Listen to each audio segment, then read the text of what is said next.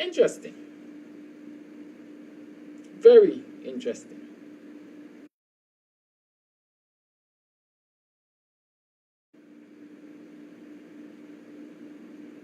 Who is Debbie Owen Kirk? What is she doing here making all of this? Typing all of these things. I don't know what they mean. Good morning, y'all. Welcome to another program. How was your weekend? You all had a good weekend? You had some fun and recreation and so on. You were able to rest and recuperate. How much money you make? Remember, I keep telling y'all, use your weekends as a side hustle. Use the weekends and make some money. That money, you're doing a 9 to 5 all week with the government. You can't get to do a side hustle for yourself. Take your weekends and do something for yourself. Take your weekends and do something for yourself. Market among friends. You're a good pastry chef. Do pastries on a weekend. Advertise to your co-workers. Listen, this weekend I'm doing a variety of pastries. Place your order. I'm selling from free up. So don't come tell me you want one pastry. And you're going to get it at competitive price. Your prices will be different to what you will pay at the bakeries and the supermarkets and so on. I'm going to ensure it's affordable, but you gotta buy, let's call it bulk price, not even wholesale. Yeah, buy bulk.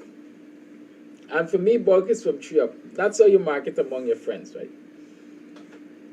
And so friend can tell friend, you know. Friend tell friends. Friends always tell friends, especially when it's good. Right? Those who didn't buy the first week, the co-workers gonna find out, hey, you buy pastry from Jenny last weekend. You know Jenny, they selling pastry last weekend by order. Yeah, I buy some pastries, the most succulent parties I ever had. Oh God, when you bite into the thing, it's so juicy and bursting with flavors. I bite my tongue. Whatever your skill, use it on the weekend to earn extra. That's all I'm saying. Right? That's all I'm saying. A good pastry maker, make pastry. You're a good bread maker, make bread. Advertise among your peers, and so let them place orders. Small orders to start with, or if they know big ones.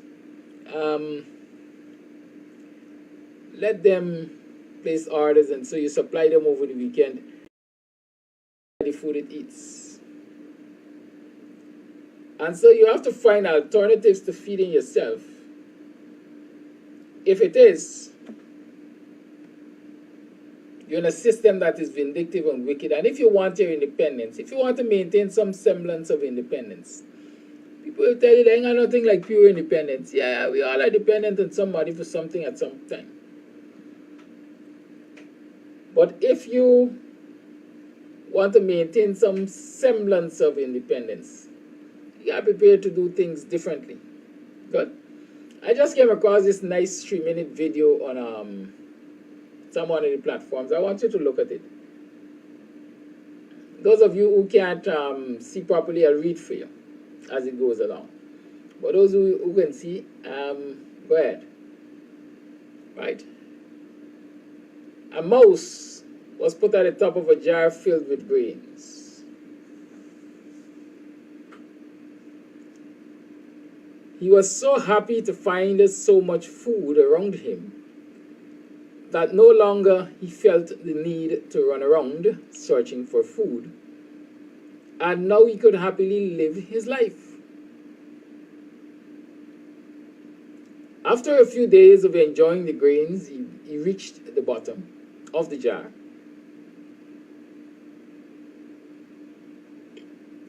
Now he was trapped and he couldn't get out of it. He now has to solely depend upon someone to put grains in the same jar for him to survive.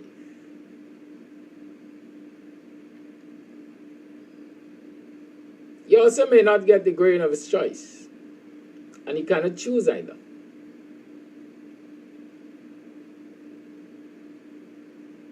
Here are a few lessons to learn from this.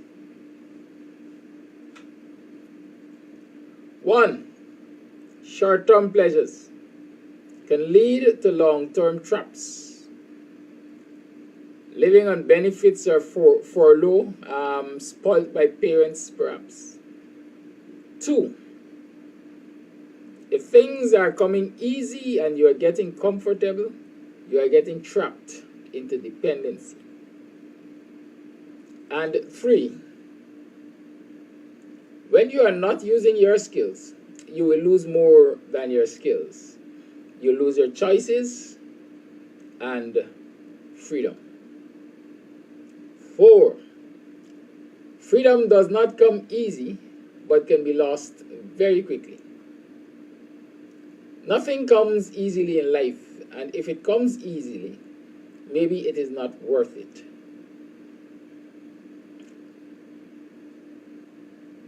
I hope you all got a picture there. Right? A lot of our young folks especially are like onto this mouse, you know. They get placed in a position where it seems as though easy come, easy goes. They can get it easily.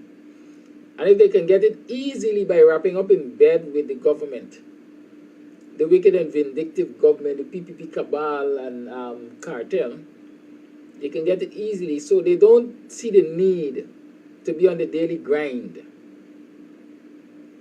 Right? Not realizing that what they're actually doing is falling into a trap of dependency. And when the PPP has so conditioned your mind to dependency, that is when they strike their death blow. I mean, this story here doesn't talk about anybody striking a death blow, but that's what the PPP does.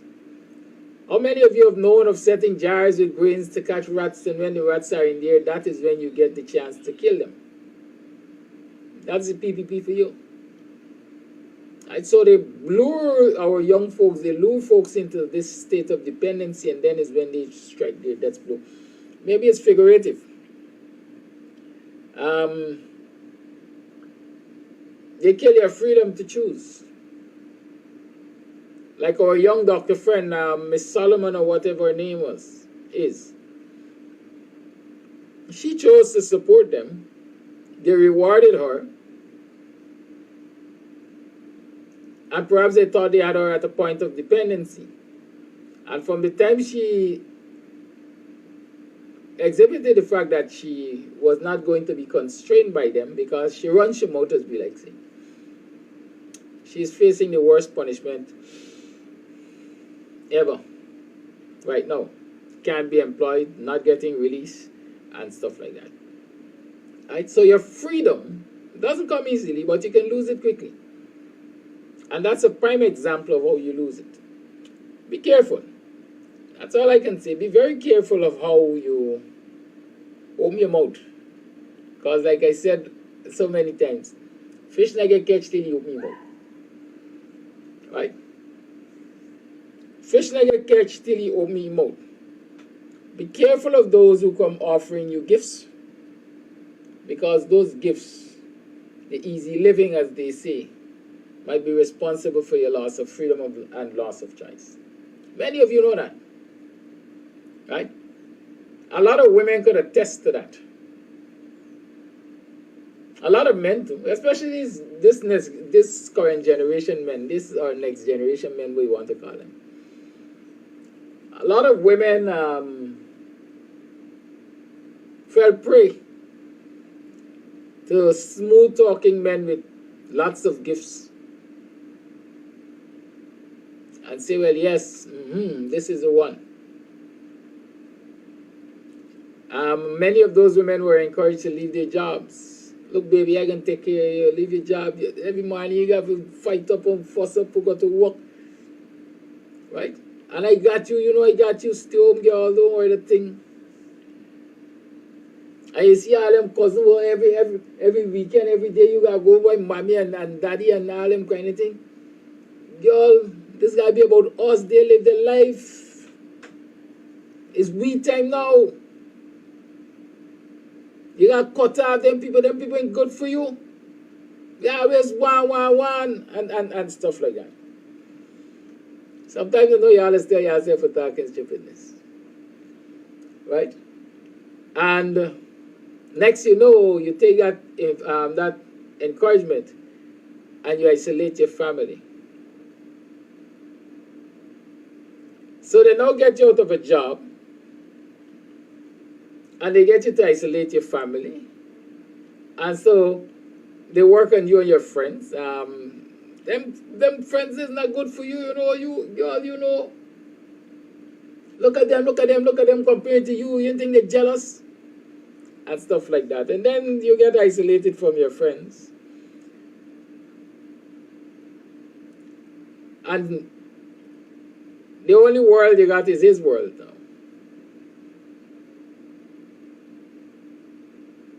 You know what I'm saying?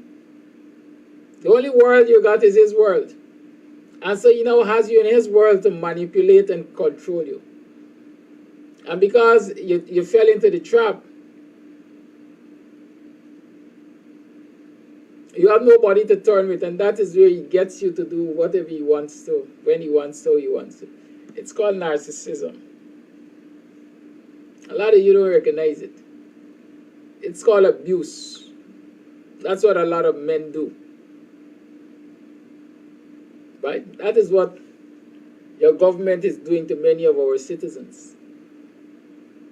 Luring them and giving them a state of comfort.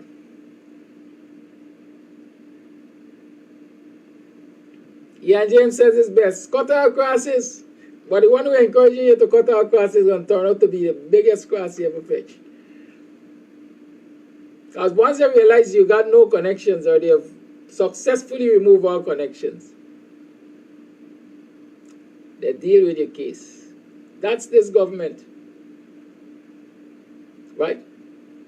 So when you all think like that, but my students are always successful for that very approach. I don't need any hyphenated language or tongue. I use the simplest of things to try to demonstrate what I'm saying to you. Relatable things. Right? And so when you think that they're making it easy for you,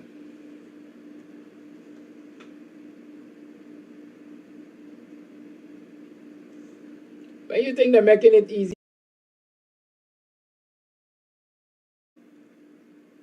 can you hear me?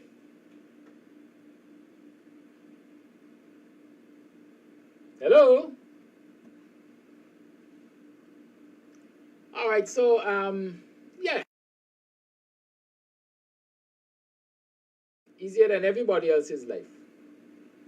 And then when they brought you to that state of dependency, then they dig the lash in you. I understand. And you're braided James Singh. So dear Kanu going to Buxton to create problems to this government. This government is now getting its arms around Buxton. This government is now getting its arms around Buxton. This government has made a few people in Buxton so comfortable that they're eating like the mouse from the top of the jar. And with every bite, they're going deeper into the jar. And they don't even realize that eventually they're going to be trapped in the jar. How dare you put that at risk for us? It is alleged that the fat guy said that to James Singh. How dare you? We don't care about what operation you're doing. If your operation is going to lead into Buxton, cut it off.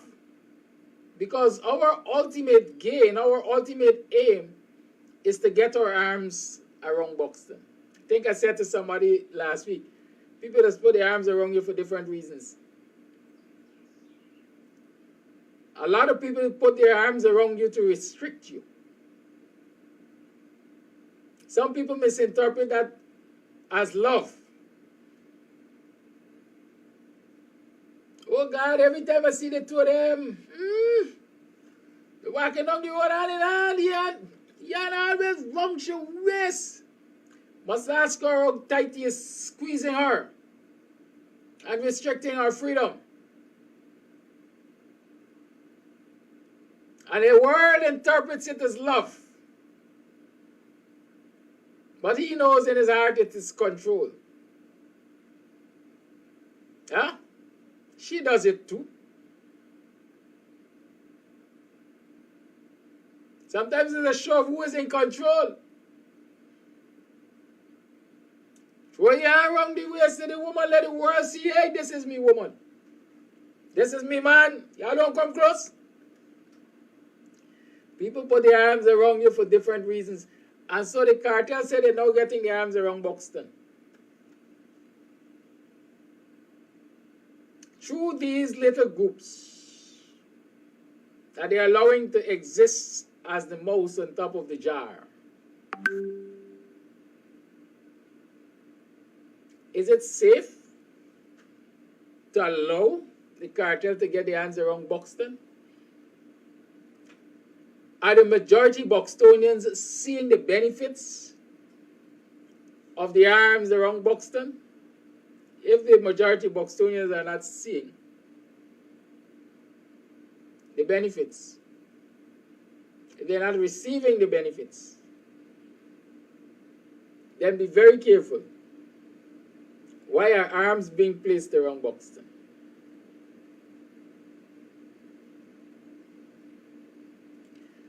I see people are saying I'm coming over double and I'm coming over low.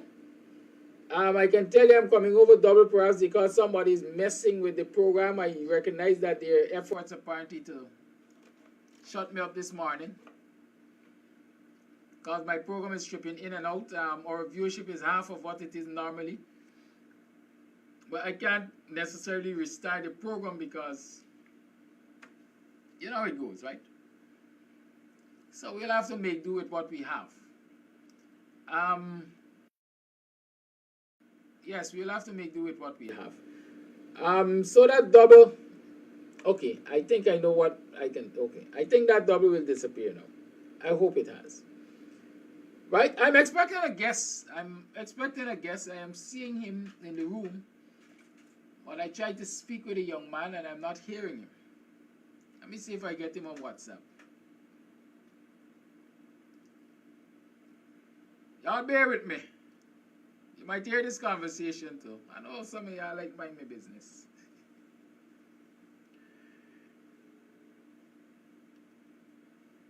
Morning again. Is there a problem? I'm seeing you in Zoom, but I'm talking to you and you're not responding. Yeah, but you're showing up on Zoom. You try putting on your video?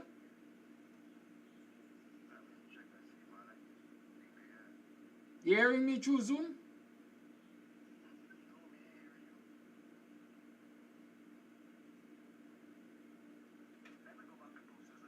Yeah.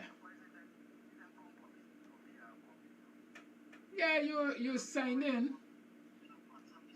Alright, but your video is not connected, neither your audio. So try again. Log out and try again. Good. I'm waiting. Yeah, so you have to be very careful of when you tell yourself that you're living a good life, you're enjoying the sweet. That is what it comes down to, because traps are set like that. If fish now with me mouth, they get catch, you know. Right? And now we had the example of the mouse sitting on top of the jar telling itself that, hey, I'm in a good place. Yum, yum, yum, yum, yum. And as you eat, you go lower down. As you bite, as you eat and you drink from the PPP trough, you're going lower down into a trap. And then when you're at the bottom of that trap, you're now dependent on the PPP. Your freedom is dependent on the PPP. What you eat, how you eat, and when you eat is dependent on the PPP. The criminal cabal, the cartel. Right? What you do, you have no choice. Because every time you're about to choose, you have to consider the impact of that choice which you're going to make. Now, if I choose to have, let's say, PNC friends, then the PPP going to look at me like a snitch. They're going to treat me differently. I got to stay away from PNC gatherings. And so I isolate myself from a source of information. I can't criticize them when they do wrong because they're going to come after me or they're going to cut me off. These are the kind of challenges that you face when you decide that you think life is easy. Keep that in mind. This morning's stream is titled When Salt Has Lost Its Flavor. Y'all know the Bible version? Verse or reading? It talks about when salt has lost its flavor. What happens? Have you ever had salt that lost its flavor? Huh? What happens? You ever had salt that is not salted? That salt is saltless?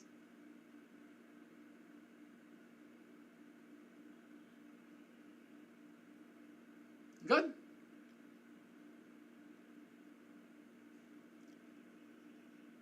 If you got salt that has lost its flavor, it's natural that anything salt no more. It used to be salt. And if you have salt that is no good, then what do you do with it? You throw it out. Right? You throw it out.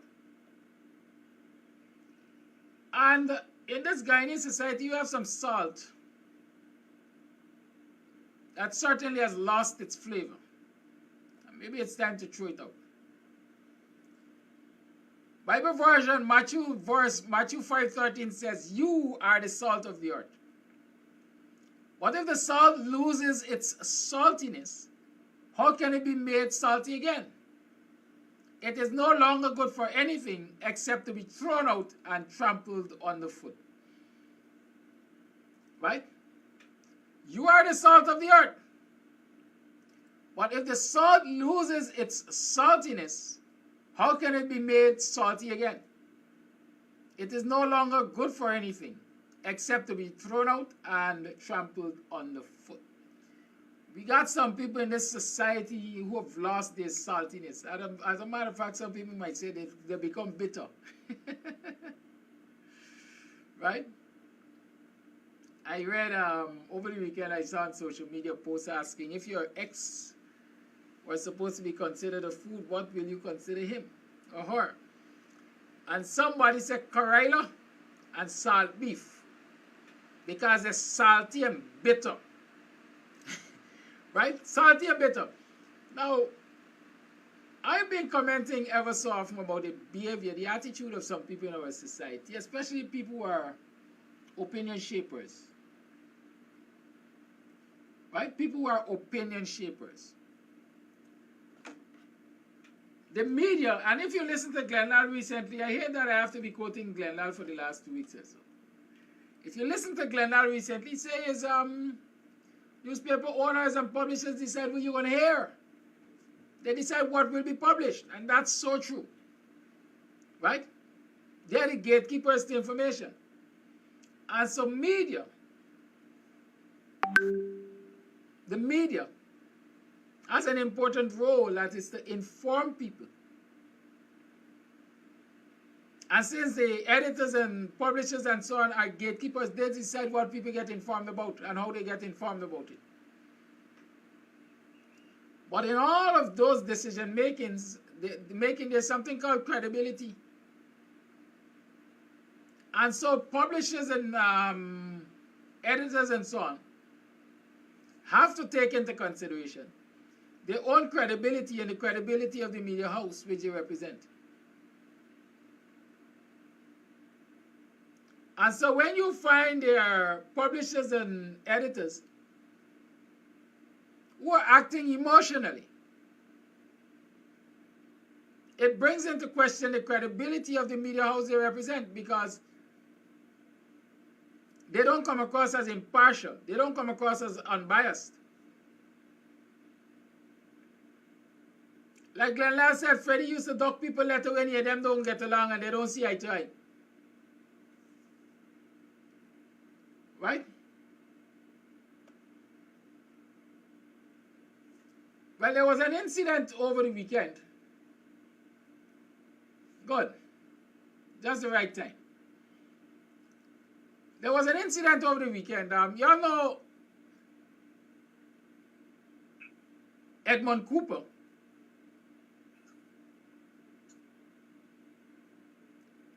was buried a few days ago. The man they used to call, the man they nicknamed the Rocket, was buried a few days ago. And Big Smith, who happens or appears to be Leroy Smith, Big Smith, News Watch, who appears to have these days a monopoly on police news, or as some will say, who appears to be the mouthpiece of the Guyana Police Force, was the only media house apparently covering the funeral service of Edmund Cooper.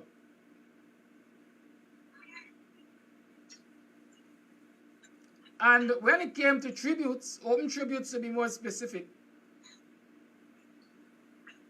Mr. Conway, who is a known observer, critic of the behavior of the Guyana Police Force, along with Paul Slow, because they do the Wednesday show on Kams Tv here called Speaking Out Against Incompetence and the rest. Good?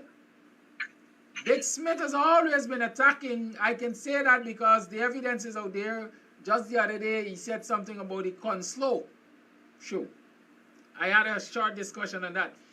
But he's always at the quote-unquote throat of these men. Yeah. Right?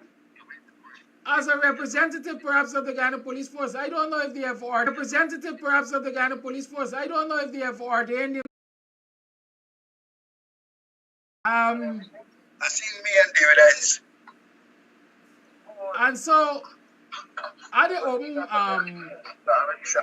tribute, Mr. He muted Mr. Slow. So because of his own feelings, people talk about dictators. And this is an example of who is dictatorial. Right? Unless people view Big Smith's page, he ain't got viewership, he ain't got relevance. And he has a responsibility to not disrespect his viewers. Man to man, I'm saying, Leroy Smith has proven to be Jano, infantile, to say the least. I have in studio with me, Mr. Conway. Good morning, Mr. Conway. Morning. Welcome to the program. Thank you for the acceptance of my late invitation, if I can call it that. I must admit that sometimes I must misbehave. How you been? How you doing? I'm good, and thank you for inviting me on your program too. You're always welcome. I keep telling you, don't wait for me to invite you. Send and say by you won't come. Right. All right, so I'm discussing this issue of Big Smith News Watch, as they call themselves, muting your comments at the funeral service of Edmund Cooper. Yeah. First and foremost, I want you to explain to us, if you really even know, what is the fallout? What is the issue that Big Smith has with yourself, especially, and Mr. Slow by extension?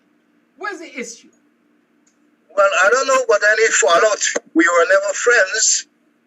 But myself and Slow, we at times were very critical of Big Smith, because there are many times the person has been getting the scoop. The force to get information, and most times it's very exclusive. And sometimes he jumps with it and it's wrong, and there are times when we comment on it.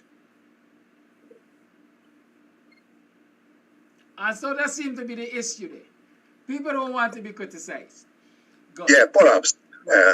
Now recently, at the funeral of Mr. Cooper, I understand Big Smith was the only person carrying a broadcast from the funeral service. I later understand that, Kalaki. Right. And so in the midst of tributes, when it came your turn to speak, the mic was muted or turned away from you and all of that. And so viewers didn't have the benefit of what you had to say about Mr. Cooper. So I'm giving you the opportunity here, first and foremost, if you can remember, to pay tribute to Mr. Cooper via Kams TV, Guyanese Morning Time. And then we will address this infantile behavior of this media operative.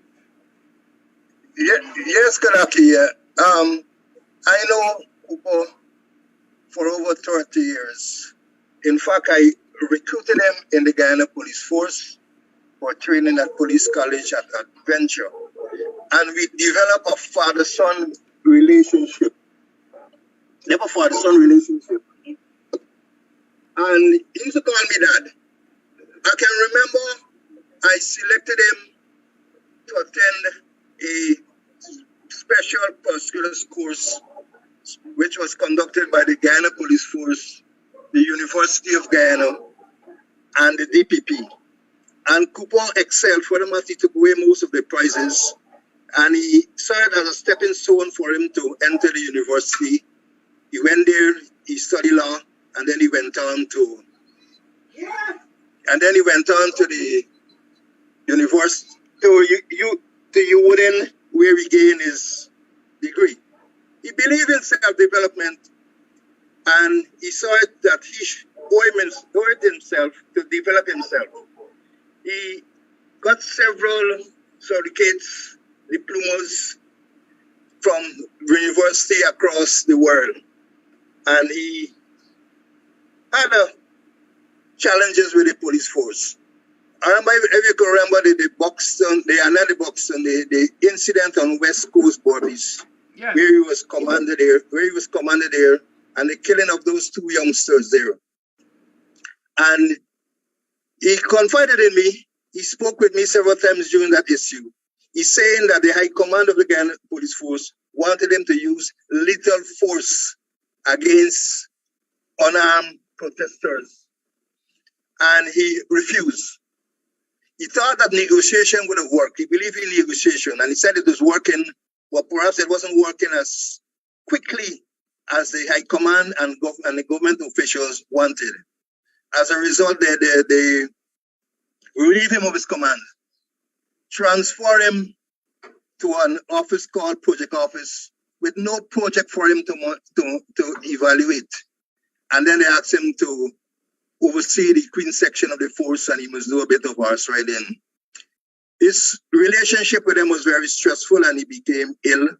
He became seriously ill. I think he had a massive stroke, but he started to come around. And through his wife, the doctors, and prayers from religious leaders, and Cooper was showing real progress of getting together, of coming around, when he suddenly died in his sleep. But all that time, the police showed scant respect for Cooper. Very scant respect for Cooper. They didn't support him. They didn't support his wife. They didn't support his family. And so that was my relationship with Cooper. He confided in me. We spoke regularly. And he was very ambitious. He developed himself. And that was it about Cooper for me.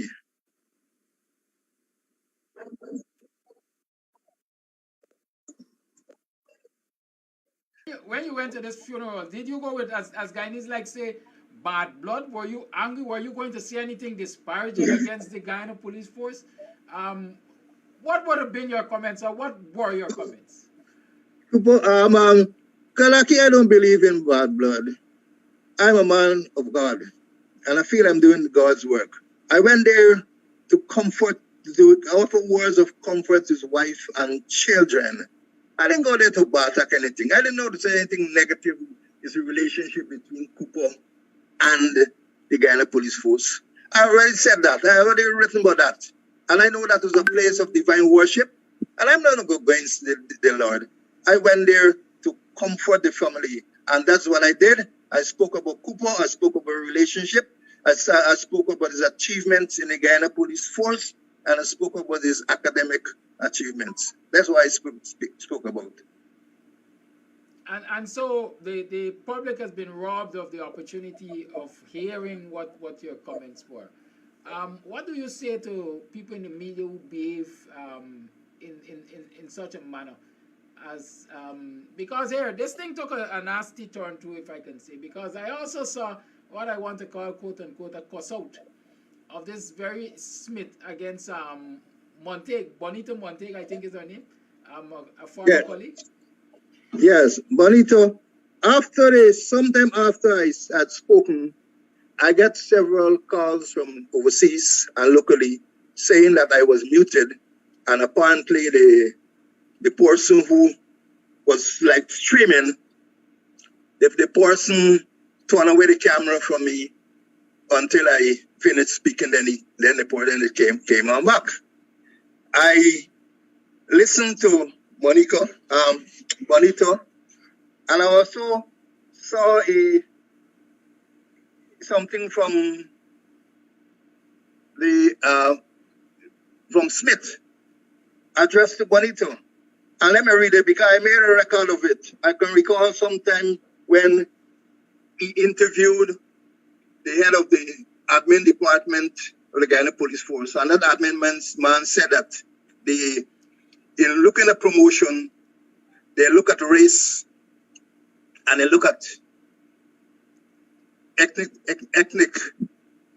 And you're shortly after, adjusting. I'm getting from your nose down. Yeah.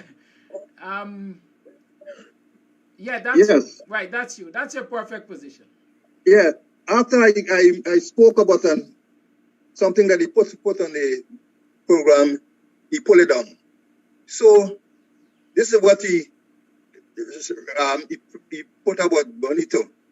Dear Bonito Montague, we stand by our decision not to carry Clinton Conway's comments at the funeral of the late senior superintendent Edmund Cooper.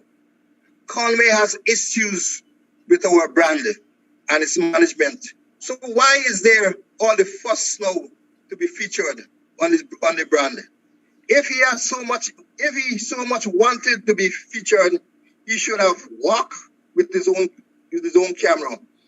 Bonita behaving like it was Clinton Conway's funeral and that he ought to have been the focal point today. That's what he wrote. And I received several comments from people here, who condemn his action. I think it was really, it wasn't what it ought to be for media personnel. And the thing is that he always gets the scoop. He always gets the news first because of his association with a certain top-ranking member of the Guyana Police Force, which ought not to be. And I don't see why the police force, the communication unit, did not carry that thing live. They allow one person to carry it. As a result, I got muted and I get thrown off. And people get cussed out. Is there even a communication unit that's functioning at the Guyana Police Force? That question has to be asked now. I know Stan Gavaya was the communication czar along with, I think, Mark Ramatar was that guy's name. Are they still around, Yeah, they were installed and they're still there. Okay, so they're getting paid for not doing what they got to do. Getting paid, super salary, getting a unmarked police vehicle to move about the place with them where they want to go. Interesting. Yeah, so viewers, basically, you listen. I remember reading that comment myself. Distasteful, like I said, infantile. And people must call out Big Smith for what it is. Right? Well, Kanaki, so far, not a word from the commissioner, not a word from the Minister of Affairs. Maybe it's a tacit admission that they agree with what Big Smith posted up there, and what he did to me. But that's life. Life goes on. I will not be muted. I will continue to speak out. I have an abiding interest in law enforcement, particularly the Guyana Police Force, and I will speak. Myself and my partner, Mr. Pastor, will continue to speak out as we see law enforcement unfolds. Very well. Thank you. Anything else you want to share with us before I allow you to go back to your bed? I want to leave Big Smith for the public to decide on him. And also I want to leave this quote that I read years and years ago, Abraham Lincoln. He said, you can fool some of the people all of the time, and all of the people some of the time, but you can't fool all the people all the time. And I want to make the point also too that Cooper's gone, but I have many sons and daughters in the Guyana Police Force at all levels. Persons that I've influenced, persons that I was responsible for their upliftment in the Guyana Police Force. And we are in contact, although some of them frightened to talk to me for fear that the police going to, take action against them. But I have persons there at all levels in the Guyana who are my sons and daughters. And I sympathize with the death of Cooper. They treated him like I can't find words to describe. And lo and behold, I must talk about the First Minister too, because he is a man who had written Papi when Papi was performing and said to proceed with criminal charge against Cooper.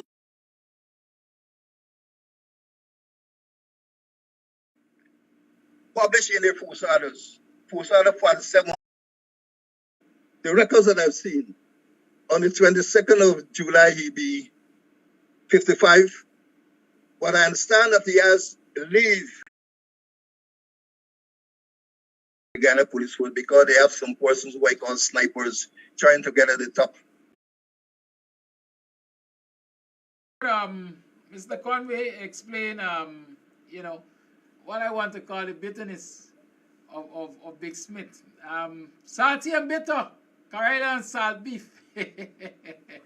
Some people, I mean, people might take it lightly or believe that it is petty to discuss these things. But the reality is these are the people who bring news to you. These are the people who report, who get advanced information, if I can call it that, on matters of the Guyana Police Force. If I remember clearly, Big Smith was the first person to publish when they killed Boston that he attacked the police. And that story had to be retracted at some point in time when the truth came out. Right? And so if you have a media house or a media operative, I mean, we got a whole set of them, the Kaichos and the Starbrook and so on, all of them credibility questions and so on. But if you have media operatives behaving in such a petty way, then you don't know what credibility to assign to news and information when they bring it to you. And that puts you in a dangerous place. Because you might see a story from Big Smith that say, listen, they got chaos on the East Coast. And you just dismiss that because Big Smith is always never right, or almost never right.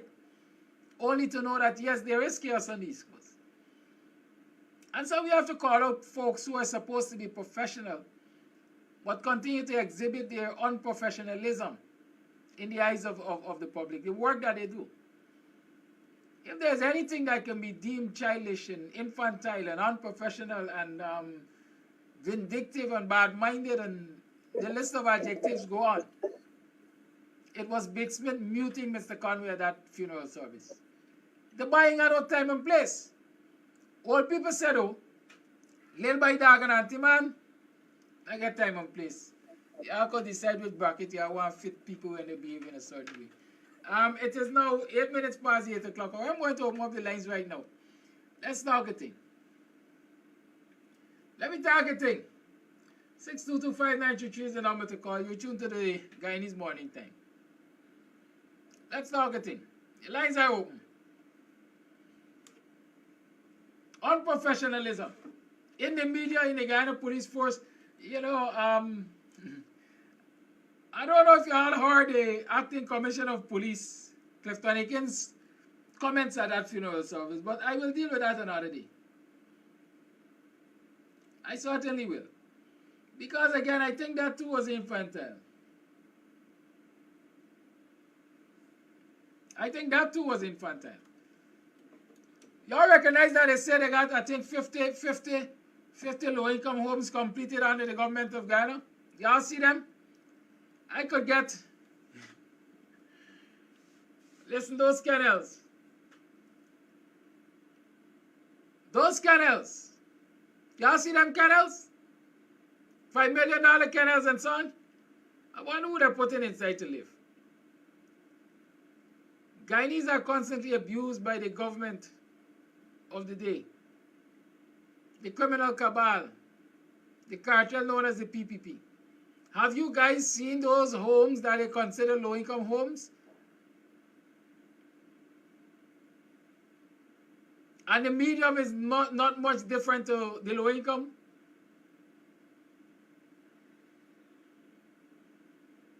I'm going to show y'all sometime, man. But let me targeting. Y'all recognize what is happening. A mouth is muzzled by the food it eats. When like the mouse, you tell yourself you get it easy, there comes a time when you have no choice. I don't want to believe Big Smith find himself in that spot. These homes, nobody is here. Typical fashion, it's Sunday, right? So come with me and take a tour through these houses, which I'm seeing now for the first time up close. Your boy is here. I actually came here today to check out these homes. Nobody is here. Typical fashion, it's Sunday, right? So come with me and take a tour through these houses, which I'm seeing now for the first time up close, just like you, and tell me if this is worth $5 million to you, and if this is really a solution for low-income people and people that are living in the struggle, who want to get their foot on the rung of the property ladder. Let me head over. There's going to be a fence line there. Looks like another structure is going here, and there's a fence in the middle there. There's zero room for expansion in any direction, at least to the side. There's some of the material down here. Okay, this is metal. This is not plastic. It's corrugated metal down here. Interesting. Let's check it out. These are your stairs. Walk up. And here we go. So it's not plastic, guys. It's metal. It's corrugated metal. I don't know who said it's upcycled plastic or recycled plastic. People were saying it's not zinc. Okay, this bit is zinc. I'm telling you, I'm seeing shiny bits under the plastic. This is not plastic. I know what kind of plastic this is, but this is metal. This aluminum. This is electrocution. All right. And so they basically put up a wooden frame structure, right? Taking this aluminum sheet in here and nailed it to the side. This is what it is. You come inside here, you could see more of this. Looks like corrugated zinc. Okay, I don't know, it does not feel plastic at all. Feels like metal, but maybe somebody can correct me. But this is the framing in here. Let me switch to white screen so you can see better. Front door, your couple bedrooms, your toilet, you're here. Now you're in your back step, which is right over the lane from the other people's front door. And they're next to their people. This close proximity, everybody is literally kind of right up on each other. And it looked like Shawshank Redemption. It gave him strong Shawshank Redemption vibes. So this is how it's framed up inside, as you can see. $5 million. There's your ceiling, which also looks like it's zinc. You got 1, 2 bedrooms, okay? Here's your toilet and bathroom area, I guess. Well, I don't even know where the toilet going by. There's a bathroom. If you're lucky, maybe you could crap. I guess this is your living room area down here. In front here, there's your living room. Your kitchen is probably going to be just in that corner over there. Counter thing. A little fridge or whatever. Very, very tight. So this is your whole living space down here. And I did see a comment where somebody said, 6 people. He's known of instances where people are 6 people living in a house that's falling down and they can't afford the rent. People are exploiting them on the rent, and I'm happy to have seen that comment because you recognize that single people are not the only people that are on a low income. Some low income people have families. So how does this work as a structure for a family? This bedroom as well is very small. You can literally turn around and jump in this bedroom. You got space for a bed, little cabinet or something. So 1 bedroom, 2nd bedroom, living room, kitchen, shower and a toilet. I guess it's everything that you need, but I don't think this is worth $5 million, and absolutely no way would I pay $5 million for this structure. This is disrespectful as far as I'm concerned. It's disrespectful for $5 million. Normally, if you pay $5 million for a house like this, right, and they build it with concrete blocks and stuff, you at least have the option of building up when you're ready. You can't extend this and go up another story. You have to do substantial works. That there, I guess, is the septic tank. They've dug a number of holes all along for everybody's septic tank. And I guess this is everybody's backyard. So your backyard is probably likely going to extend to here. But it's just like we will put a block of houses together with each other and just do the best that we can. So in 30 years, we have predictions that the coast is going to be more on the sea level and there are going to be a lot of flood-prone regions. I don't see this. I mean, 30 years is how long it might take somebody to pay off for one of these houses. It's not future-proof to me. This is what you have when you get first world growth with a third world mentality, right?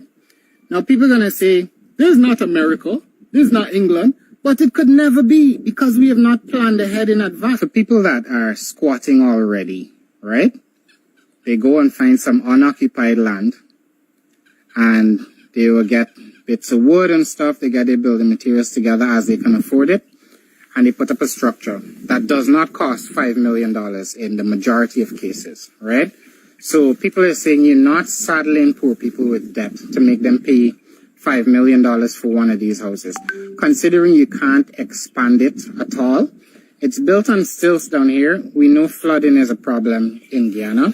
In the video, or rather the pictures posted online, it looked much lower than this. So it's encouraging to know that it's not dead on the ground. But yeah, there's no ways I would pay $5 million for this. It's not worth $5 million. I mean, I'm all good with new building materials and stuff, but I just feeling right now that this house is going to be boiling when it's finished. And yeah, big Lasco fan for down here. All right, so now encourage. And other things I'm wondering about, like, where are the playgrounds? What's wrong with a playground? Why can't young people have playgrounds in this country? Why is it such an alien concept to us that young people want to play? All of them going to play on the road or because there's such close proximity to each other? Look at this. It's practically like, you just play with your neighbors because you only go 5 feet to play with your neighbors. Lo and behold, somebody had a problem with somebody, and I mean, it's everything, but there is not $5 million in this structure. I just cannot. They've plastered some concrete, right? So, but I'm gonna hold out on the verdict.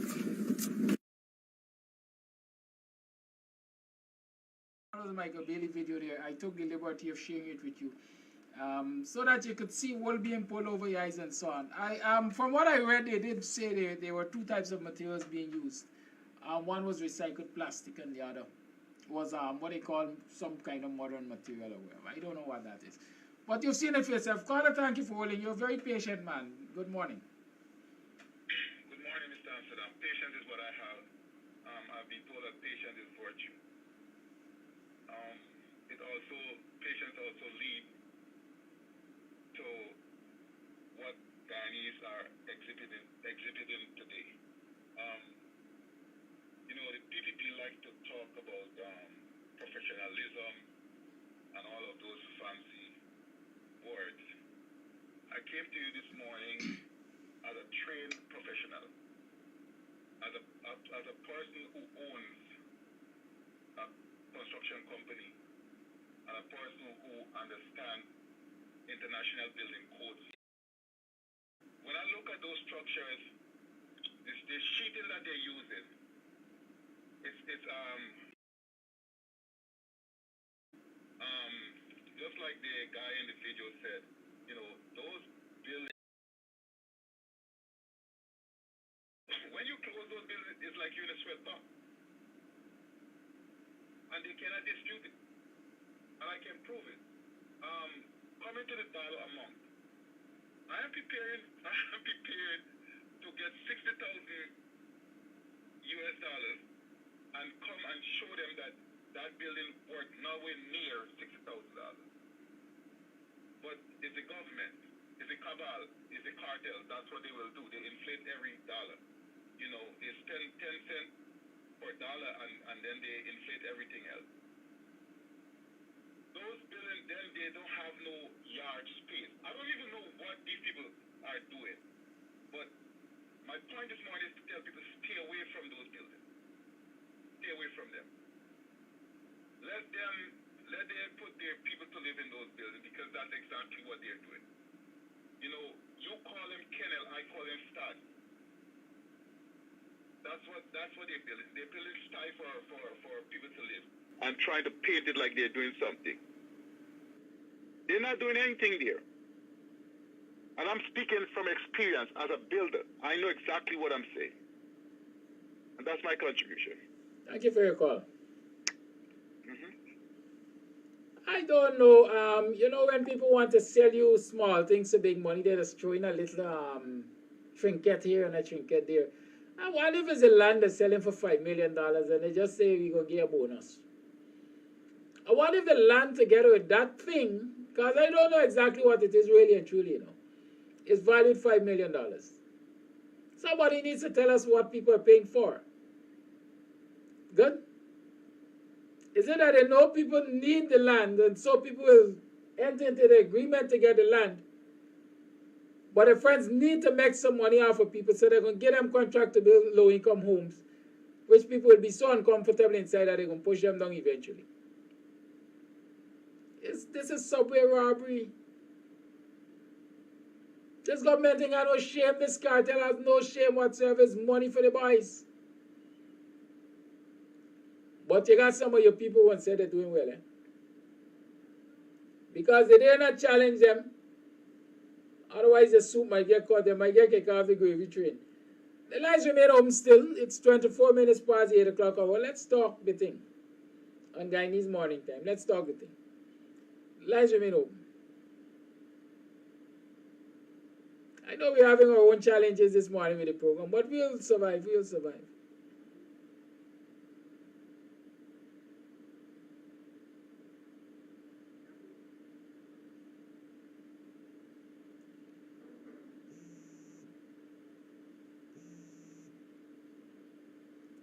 Caller, you're live, good morning. Caller, you're live, good morning. Caller, getting connectivity issues.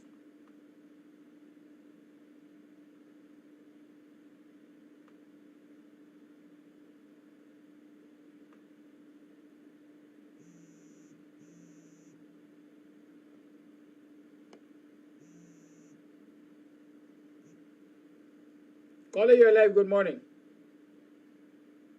Good morning, Kadaki. Yeah. I heard what happened with the Mr.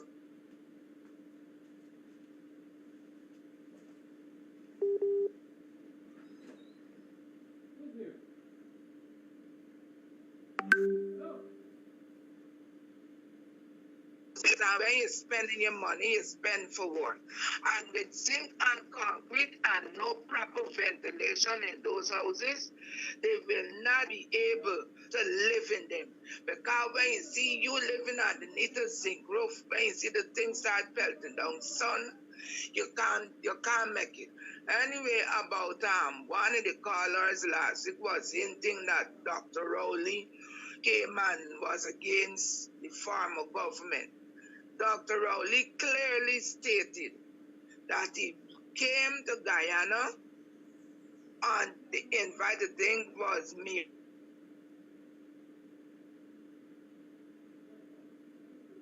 Got here and he saw what was going on. He said he will not be a part of it. And the man departed for his country and leave them to do what they do. But Mia had her own purposes because Mia was like the butcher with the cow and the beans, jack and the beanstalks. So she know that when she do what she do, she would have garner a set of land so people in Barbados one, bring them black belly sheep too, and get all which you could get out of Guyana, along with some oil blocks. Moving along, you know there is a man in Denham still who is very vocal against the regime by the name of Clayton Jacobs. He invited y'all down here the last time. Anyway, some problem he had with the in the house slave because everybody who is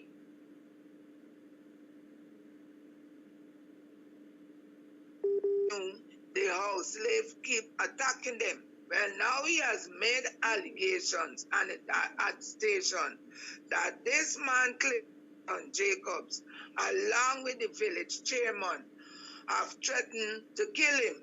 So he end up call his boys, and the boys had them at the station for this alleged threat. But at the bottom of all of this, Kadaki, he is trying to have to ascertain a legal firearm. So he's carrying people's name, claiming that they're threatening him. And because of their threats to him, he wants to fortify himself with a firearm. Well, let me tell you, I'm not speaking because I'm biased.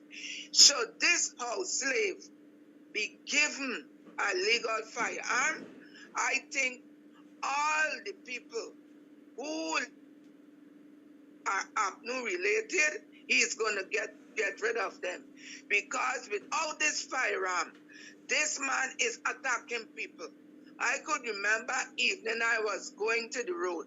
But you know we living on a cross, a T cross. So he was coming from the western end and I coming from the eastern end to proceed north. Coming out to the street, he was in the street coming, he didn't really come in. And when he realized it was me, he hustled up with this guy, you know. And I had to tell you, I got this knock down me so and so, and then you're gonna get everything. And I walked in, I was riding at a normal pace, and he didn't worry to come out. And if he had a gun, you think he would have said thing, he would have shoot me and said it out, I doing something. So I want this thing to come out, that the house slave now is attacking people, going and lie at the police station, and he say he calling his people, and the people are harassing the citizens because we are talking against his ills. One of his main ills is having people to work, claiming a bigger workforce to get money, and two, he is polluting the village because all over the village, any part of the village you go, only in front of me yard is black bag, garbage bag with garbage in it. The garbage stockpiling all around the place, and he is not seeing to get this garbage removed. That is things what the house slaves should look after. Now they're going and lying on innocent black people who trying to stand up for our rights in this apartheid system. Because when he goes with that, you a strong leader now will be broken. Because when you see the police get involved and they want to carry out their vindictiveness to you, they place you in front of the court without no relevant material, and then the magistrates come up and flinging those big exorbitant fines to you to pay. So they mean if we cannot get you APNU supporter in one way, we gonna get you in the other way by paying fines. And if you got to manufacture evidence to destroy you. So that is where we are in the Amstel.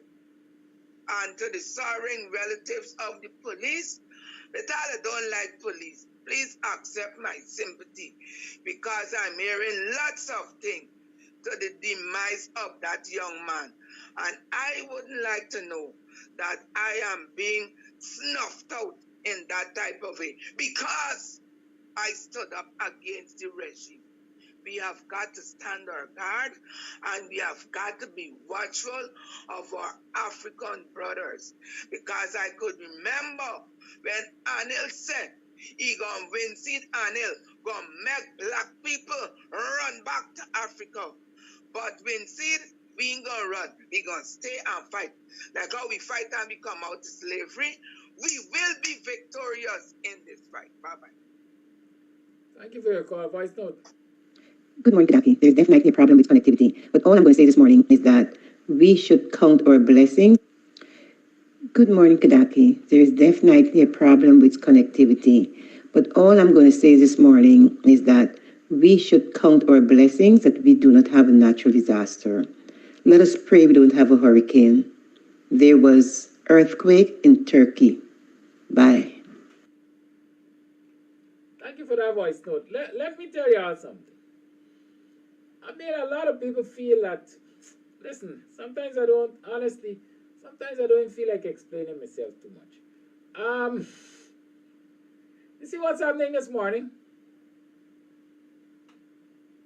It happens every morning. I fail to remember to connect. And I know that the water is still murky. They ain't giving up. It's as simple as that. Call it like it was in a partnership with a foreign company. Who is the company and where The fire where burning the red in a organization Joshua representing is of a Kams Tv. or is it Big up just a government? Buxton massive. Hey Babylon boy, you going like Kams son. Red. Kams your son. You burn this swine when no want you shine. The tree of life, them no want you climb, cause them heart no kind. Kams I say them heart no kind. Buxton massive. Kidaki. Red that. Oh, one more. Hold on, one more. Keep a fire burning red, Joshua representing for Kams your son. Red. Keep a fire burning red in a Joshua representing for Kams audio. Big up Kidaki. Buxton massive. Hey Babylon boy, you going like Kams son. Red. Kams your son. You burn this swine when no want you shine. The tree of life, them no want you climb, cause them heart no kind. Kams I say them heart no kind. Buxton massive. Kidaki. Red that.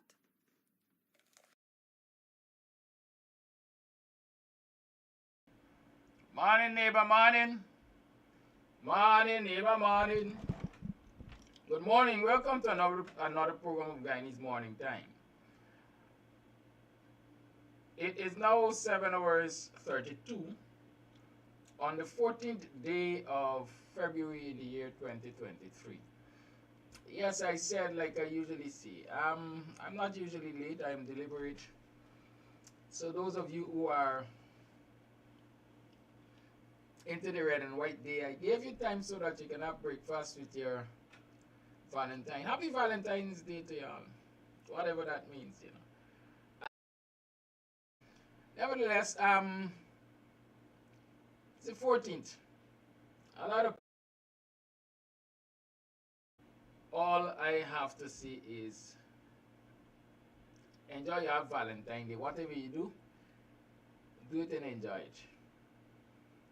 And maybe some of the very things you can do today to prove you love somebody, you should do it every day or most of the days. How about that? Right?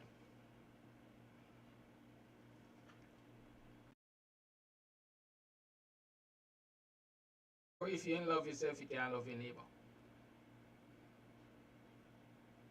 And so when you look around you and you see the behavior of some people, you ask, is this person really capable of love? They ain't got no love in their heart. They don't even love themselves. Now look how they're treating people around them.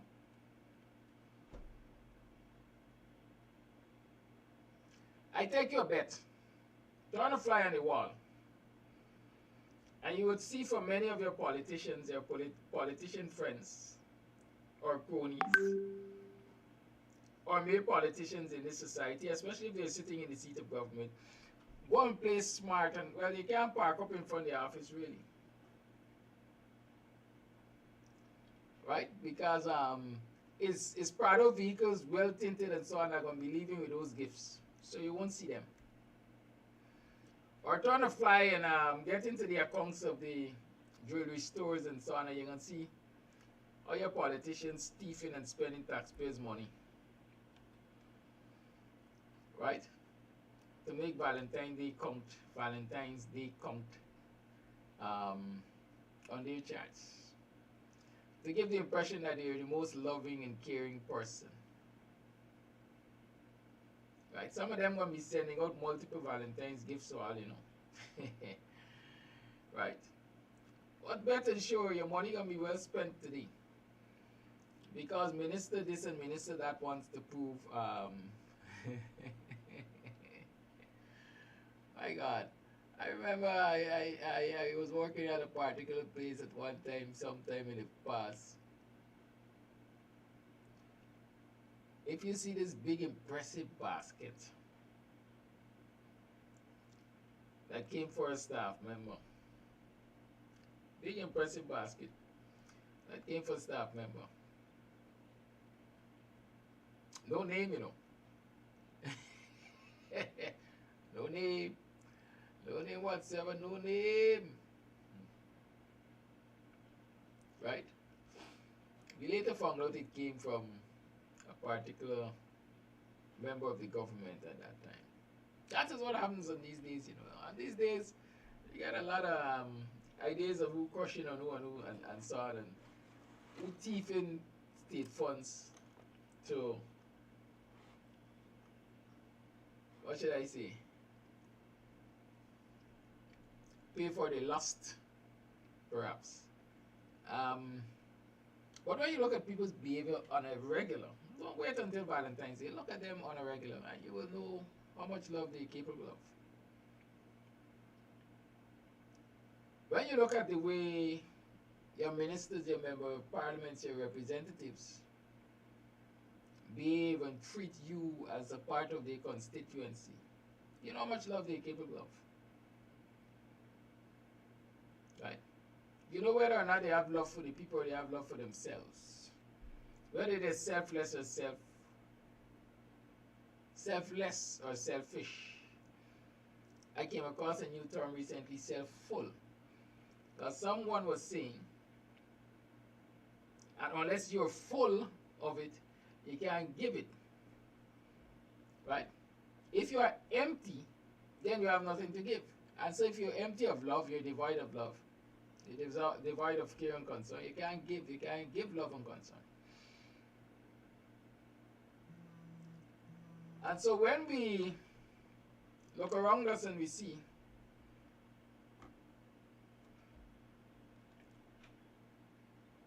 how citizens are treated in this country, you ask yourself, where is the love?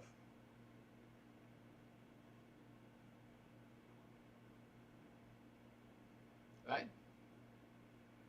You ask yourself, where is the love? Take, for example, I recently learned that a small business person provided services for a government department under the coalition government. In fact, let me be a little specific here. A small business person provided services for the Ministry of Social Services under the coalition government to the tune of a couple $1 million. While the coalition was in office, they got about half of that money. coalition got booted out of office, fairly or unfairly so. Yeah, got worked out. Tired discussing that. And up until now, 2 years and counting, they cannot get the remainder. They can't get the rest of their money. They completed their contract. As we say, they kept their end of the bargain. They did what they had to do. You know, governments like to make part payment and so on, and so they got part payment. And awaiting the other part, unfortunately, the government of the day was removed from office. And so to date, they can't get the remainder of the money. Let me say something about government and continuity. People don't sign contracts with David Granger or Winston Jordan or Barjaglio or Ashley Singh unless those are private arrangements. They sign contracts with the government of Ghana. And so when you have a government of Ghana contract, it means whichever government is the government of the day has a responsibility to honor those contracts. You remember how much money the coalition had to spend to honor judgments of the courts against the previous PPP government? From the time the coalition went into office, they had to start forking out money to honor judgments against the previous PPP government. I remember the SM Jalil out of Suriname judgment. I remember that one in particular. There were some others which I can't think of immediately. But that is a clear case of what continuity in government means. Volume Kendall, please turn up your volume. Because I am getting sung and most people are getting sung. Grant French is saying the volume is low. Y'all devices got volume buttons, you know. Right? And if you're having a difficulty hearing, kindly turn up your devices because I am maxing out. Well, no, I'm not maxing out. I just realized I'm not maxing out. Good. So I hope this is better. I'm not maxing out. Right. So this should be better. I hope it is better because I'm maxing out now. I don't got the energies to shout nowadays. Yeah. I can't do two things. I can't shout and think at the same time. Right? I can't shout and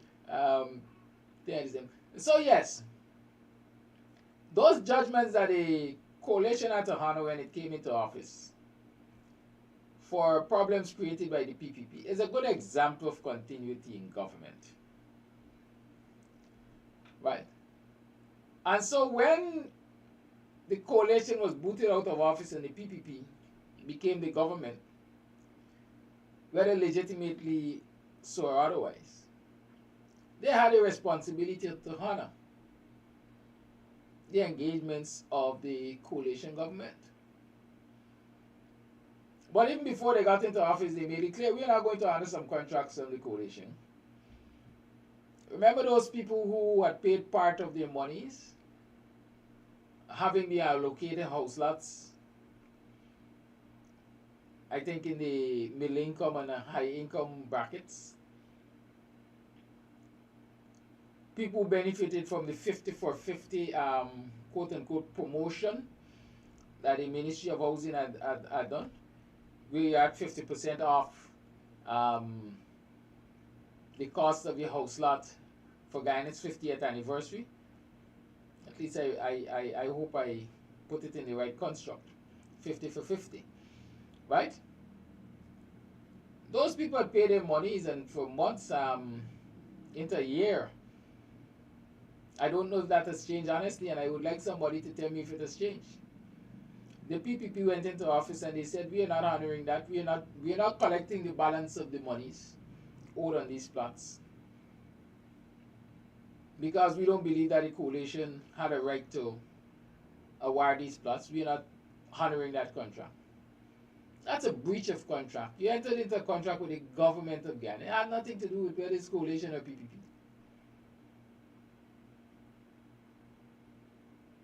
And some people are threatening to go to court. Like I said, I don't know how that matter ended, and if anybody has an update on that, I would like to know.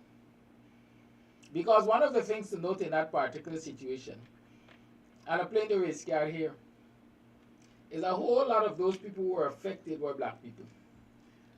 Remember when the allocation of land, whether by lease or sale or whatever, to people like Sivons on Mandela there, the government refused to honor it, the PPP refused to honor it, and they had a ding-dong battle threatening to take people to court and so on.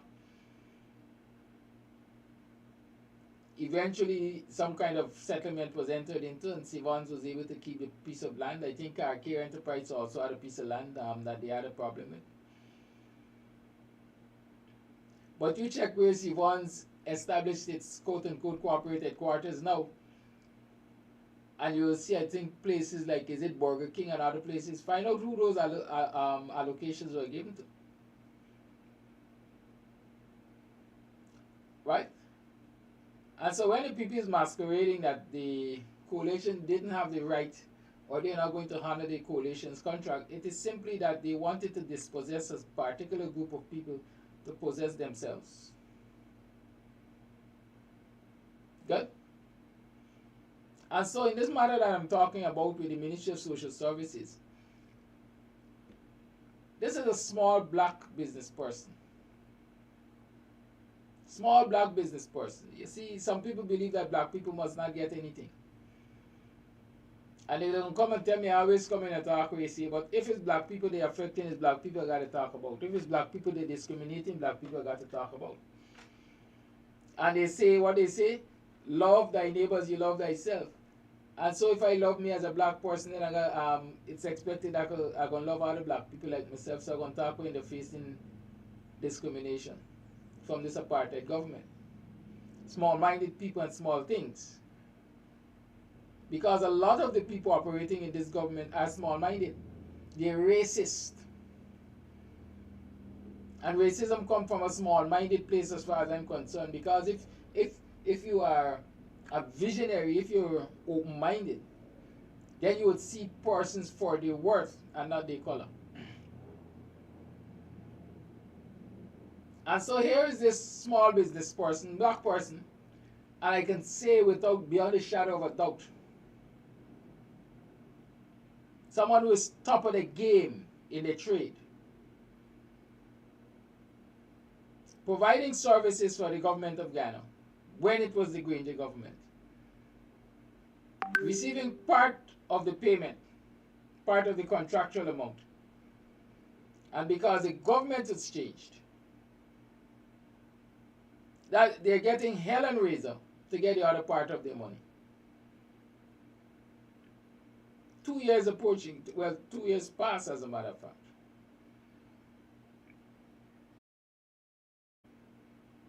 And you're so far refusing to pay, claiming, I would be happy to maintain that quality so I could get and pick every day of the year. Because at the end of the day, I can't select myself. I know that I've been invited to tender for a contract, I tender for it, and I was awarded the contract. Why does a citizen have to pay for that?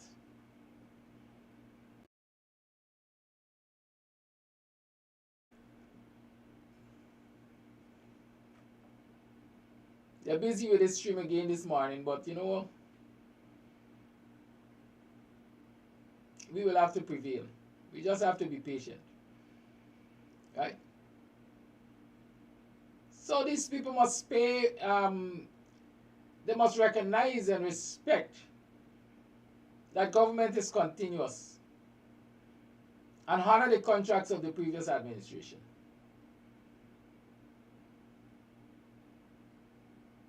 But they take advantage of people because a lot of the people they're taking advantage of really don't have the resources to go to the courts and make them pay up. Like SM Jalil. SM Jalil was able to go all the way to the CCJ as far as I remember. Because they're a big company and they got big money. Right?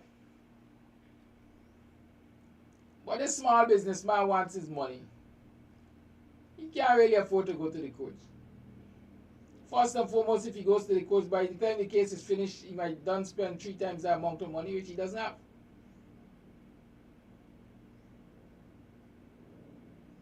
We have to do better as a people.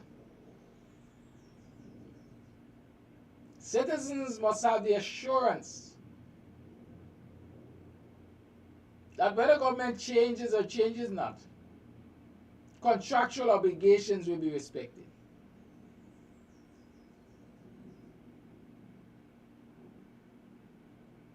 Otherwise, how do you find comfort doing business with the government?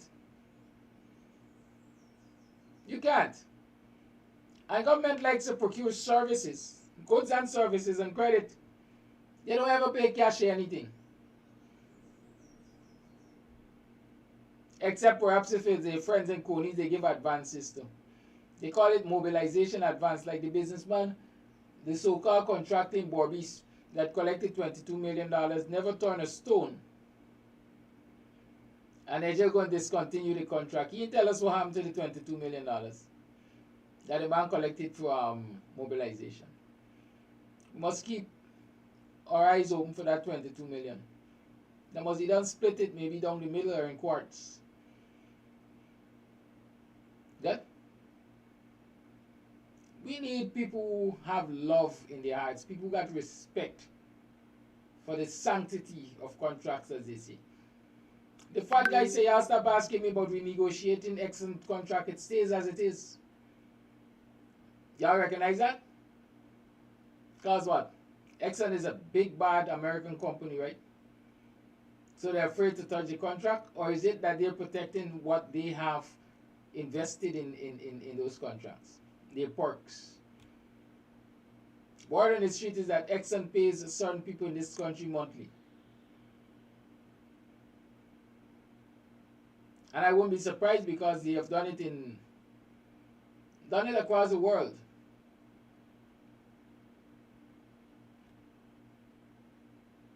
To keep politicians corrupt that they can do as they like.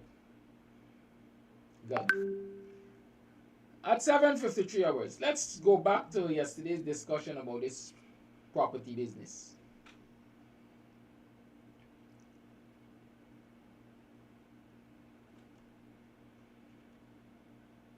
Yesterday we were talking about the quality of the property that is being provided as a low-income home at Diamond area there. I think Great Diamond or something they call it. And we were commenting on size to start with. And we were also commenting on materials being used. And the last thing I said is if the government wants to be transparent, if they want people to buy into this project, they must publish certain documents, certain information. For example, what is the floor plan? Show us the plan of this property, the floor plan. How is this 600 square foot laid out? Is the area going to be fenced? Is the land going to be fenced? What is the cost of the land, the cost of the fence, and the cost of the building? Those are some of the questions I ask. And those are the questions we need answered.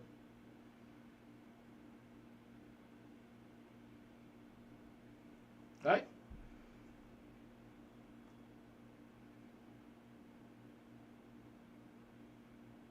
Having completed the program, I got a call. Somebody said, Mr. Amsterdam, the building size is 24 something by 24 something.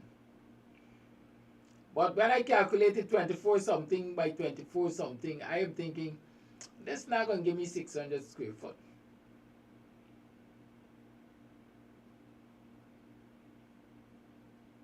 But if you check 24 by 25, you're likely to get 600 square foot. Right? But the other thing is, the building doesn't look square, does it? Is it a square building? The building isn't square as far as I know. It's kind of rectangular.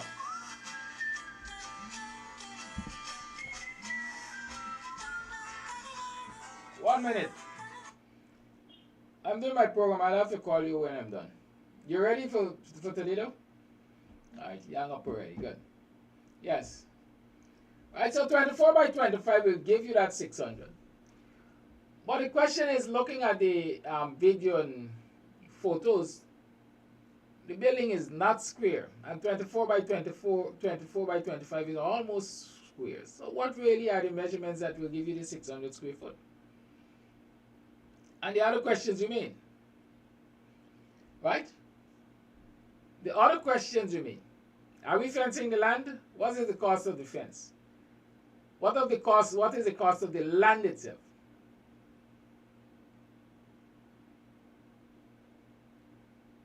Those are things we need to know. We need to know.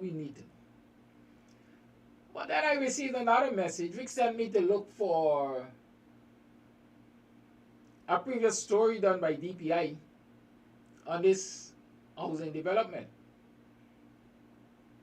Because the message that I received said, listen, Mr. Amsterdam, the government didn't spend a single cent on that housing development there. Not a single cent. It is not state funds that is doing it. This is a private developer. This is a private developer. And so I went in search of information to verify that this is a private developer. Good.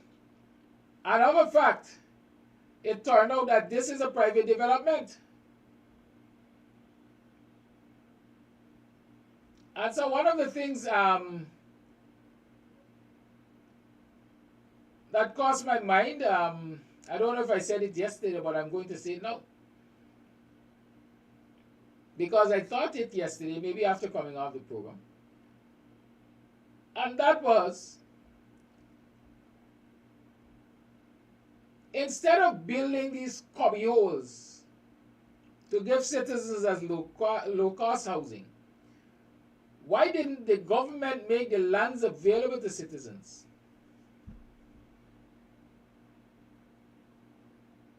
And facilitate them accessing finances to build their own low-income homes according to their income? Because it's not every low income is at its lowest. And so if you were to make the land available to me, because I have applied for the land, and I'm going to tell you why I'm justified in saying that I have applied for the land, make the land available to me and let me use the land as collateral, etc., to construct my own low-income home. Because here it is. At $5 million, this low-income home that is being constructed, let me say this low-income property, people who are in the low-income bracket are most likely going to be compelled to approach the bank to finance its acquisition. And just as how do you have to approach the bank to finance the acquisition of this completed property for $5 million,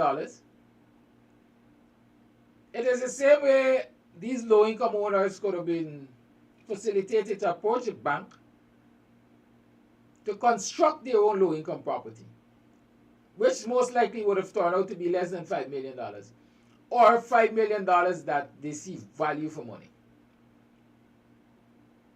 Good?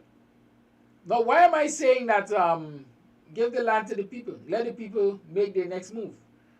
Because I've seen, for example, the minister saying that he paid a visit to the construction site because they have already identified or shortlisted people to be awarded those homes. Right?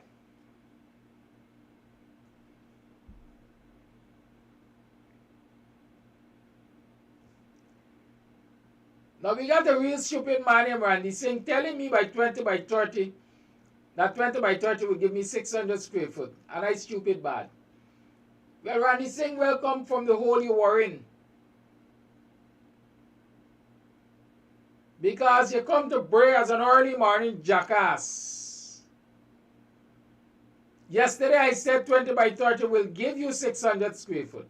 But if you look at the structures There is no 30 there. There is no 30. So the building doesn't have 30 in any direction.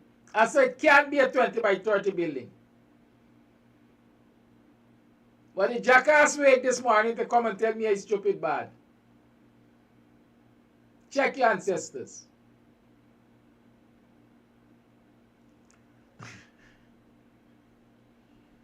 That's why I take me out for Medi sometimes. Right? So my contention is, since you have already shortlisted people to get these homes, why did you use that very short list to give people the lands? Shortlist people and give them the lands. And since in this recent budget you talk about people being able to access small, what do you call it, low-income loans or low-income mortgages at a better rate, then let the people approach the banks to get their low-income mortgages for themselves. Because they will have to approach the bank to buy these low-income properties anyhow. But they have no control over the design and the construct of these low-income properties. So in short, what the government did is put a middleman there. And you know, when middlemen are involved, prices go up, costs go up. And that is why we got a little cubbyhole.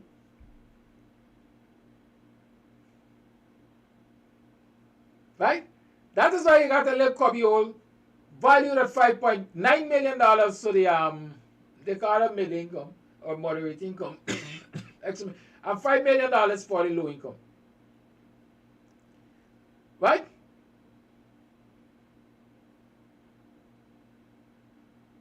Because the middleman got to catch a raise. And the middleman usually is a representative of the government by some other name.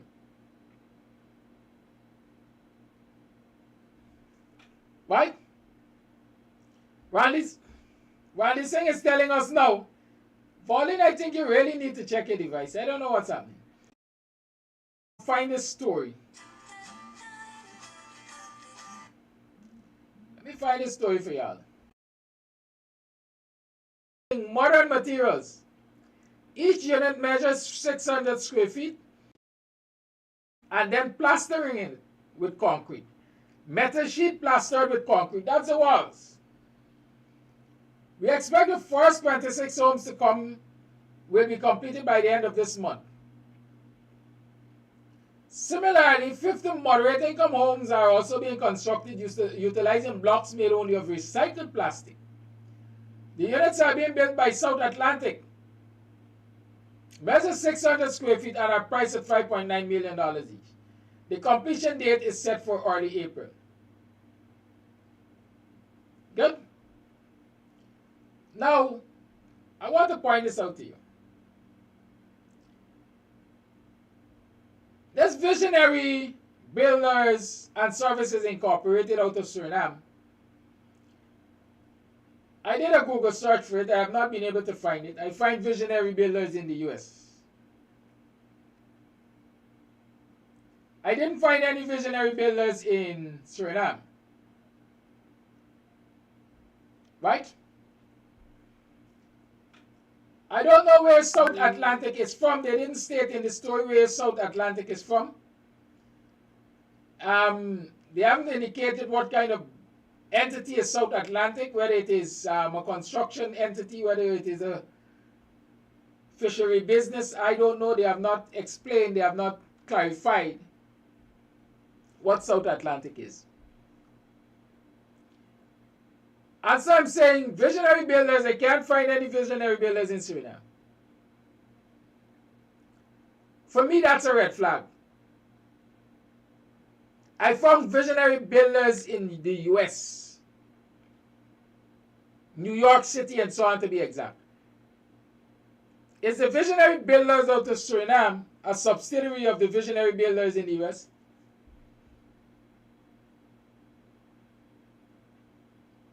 I want to know that. That's number one I want to know. Number two, South Atlantic.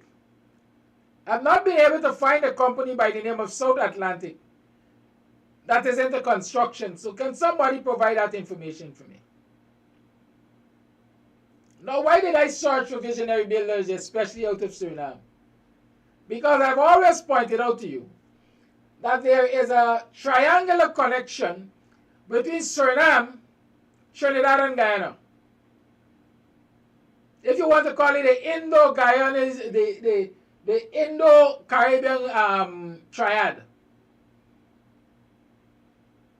Kamna, whatever name and our party out of Suriname, out of Trinidad, with whatever his name is in Suriname, and the PPP in Guyana. They've always had that triangular love affair. They always had each other's back. They always concoct their corrupt practices in that triangular affair. They're members of this government, the PPP, that have hotels and casinos in Suriname. And they traffic Guyanese women, Guyanese females, young Guyanese women, to go and provide sex services in those motels. I can tell you that. Because I see the documentation. Why do you think this government doesn't pay too much attention on tips, trafficking in person? Because they have members in the government who are doing it. There are hotels in Suriname, I'm repeating it, hotels and casinos in Suriname owned by members of this PPP government. And they take the people, young girl, children from Guyana and carry them there to provide services.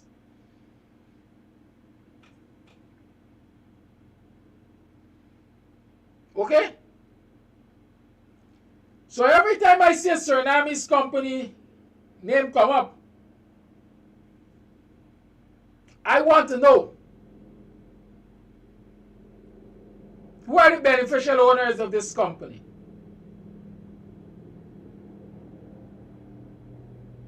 Who are the beneficial owners of this company? I want to point out something else here. Y'all, the Randy Sings and the others, fool a star, but fool won't listen. And y'all need to drop your jackass bridle and see things for what they are. The very story from DPI says that visionary builders in South Atlantic took part in the Builders Expo that they had. How long ago did they have the Builders Expo? How long ago was the Builders Expo held in this country? Answer that question for me, and I'm going to tell you why I asked it just now.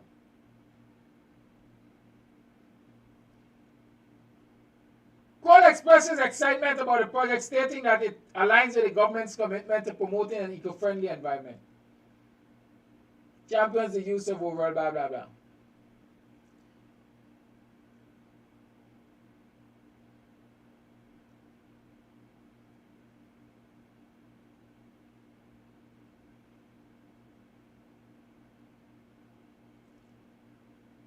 Minister Crowell explained that the foundations, I don't want that. I want is a reference to these companies partaking in the Builders Expo.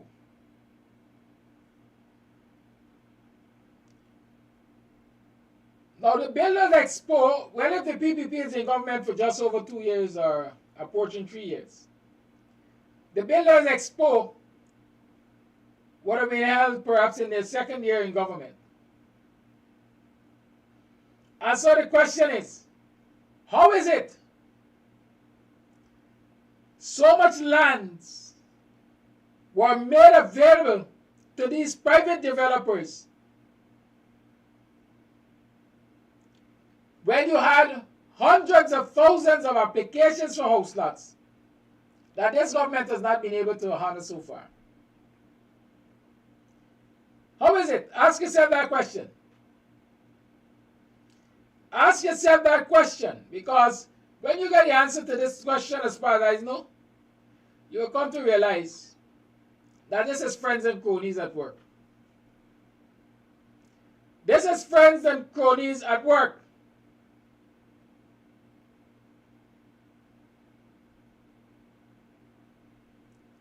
Friends and cronies at work. Good.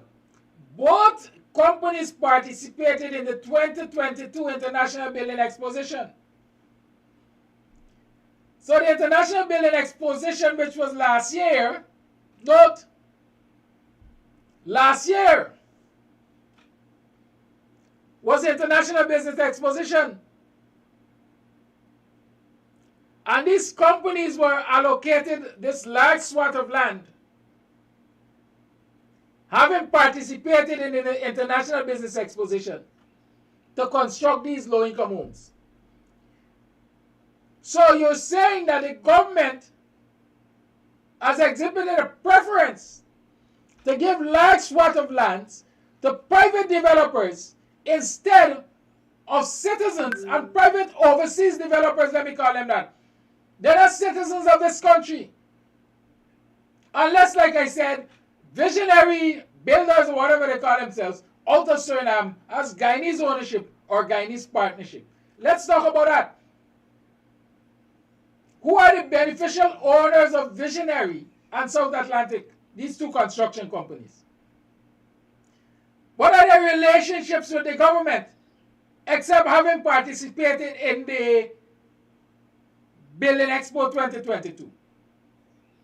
2022 is not so far ago, long ago. This is what, February 2023? So even if the Building Expo took place in January 2022, we're talking 14 months. And I know it did not take place in January. So you're saying that in 14 months, this government could make a decision to give private developers large swaths of land for private development, but couldn't allocate citizens those very plots of land to construct their own homes. The question is what is in it for me? What is in it for me? What is in it for the Colin Crows of the government? What is in it for the allies of the government? Why these lands couldn't be allocated, I am asking again, the citizens who applied for low-income house lots? Why they couldn't allocate them to them, but instead gave them to a middleman to construct these traps, these debt traps, for $5 million. Why? Because corruption is the order of the day, and I'm going to put my head on a block. That government players are involved first and foremost in the allocation of those lands. Secondly, in the construction of those debt traps. And thirdly, definitely in the profit share. They are beneficial owners of these things. They are beneficial owners. I might not be able to come and tell you, hey, Colin Cole is the man behind it, or Anil Nandlal is the man behind it. But I am saying to you, as I say, reasonable doubt, go and investigate who they're behind it. You go and investigate who they're behind it. Just say him to Benny, but make Washiba take notice. So y'all take notice, Randy, whatever your name. Good? Who are the beneficial owners? And now let's talk about the debt traps. Who plasters zinc sheets? What is the benefit of metal sheets? What is the benefit of building a structure, a living, what do you call them? A home. Let me call them by the name. A home. How does it benefit you to build a home by using metal sheets as a wall and plastering it? Let me explain what those metal sheets are used for normally. They're called deckings. If you look around the country, because they're used a lot around the country, you will see people who are doing multi-story buildings. When they get to that first floor, Guyanese like call it ground floor, the ground floor, the first floor, there's a difference. When you walk in the yard, there's the ground floor. When you climb the step, you're on the first floor. So at that first floor level, they usually place the sheets, the deckings, and then they pour concrete on it to form that floor. Right? So that is how they reinforce that first floor and the upper level floors. They use those sheetings to that. Of course, they got different thicknesses depending on how much concrete and so on you're going to pour in them.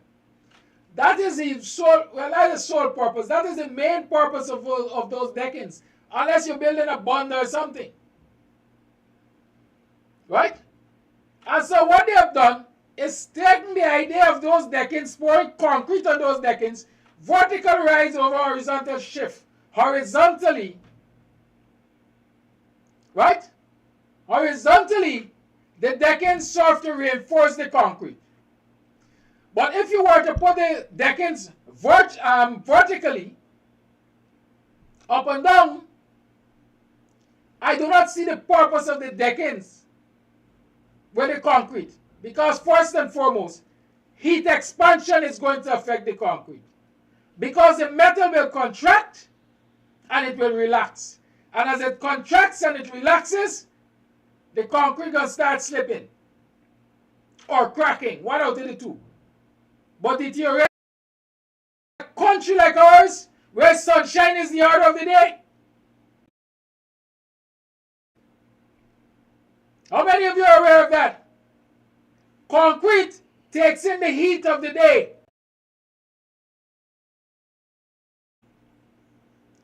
Especially if I remember the roofs.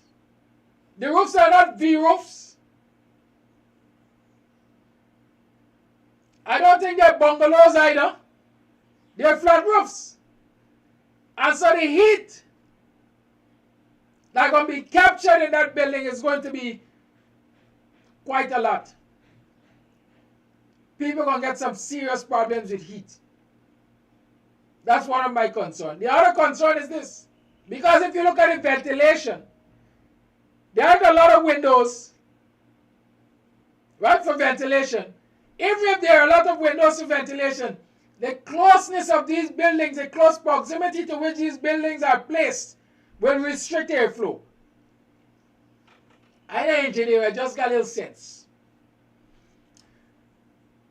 Airflow between these buildings will be restricted because of the closeness to which they are placed. And so ventilation is a problem, heat is a problem. But let us continue to focus. You are in a building that is surrounded by metal. And Guyana is a place known for lightning strikes.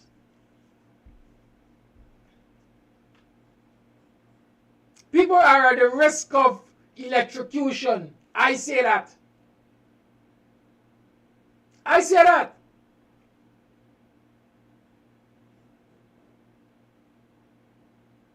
Especially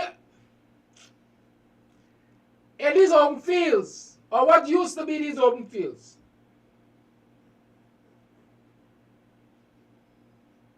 People are at a higher risk of being exposed to lightning strikes because of these metal frames. Those are some of my concerns. Of course, when we talk about the value again, we come in right back to, I don't see a $5 million value in these buildings. I would like the government to give us a breakdown of how this $5 million cost has been arrived at. The other question is, what concessions were given to these private developers? What concessions were given to these private developers? Because the Guyana government likes to give tax-free concession and this concession and that concession to attract investors. So my question is, what were the concessions given?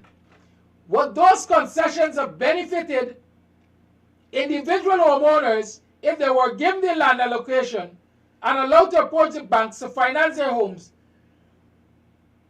on top of these concessions?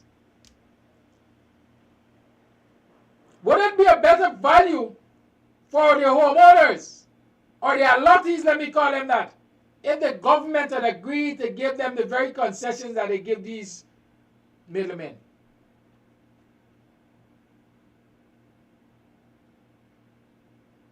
Huh? What were the concessions given to South Atlantic and visionary home builders or whatever they call themselves?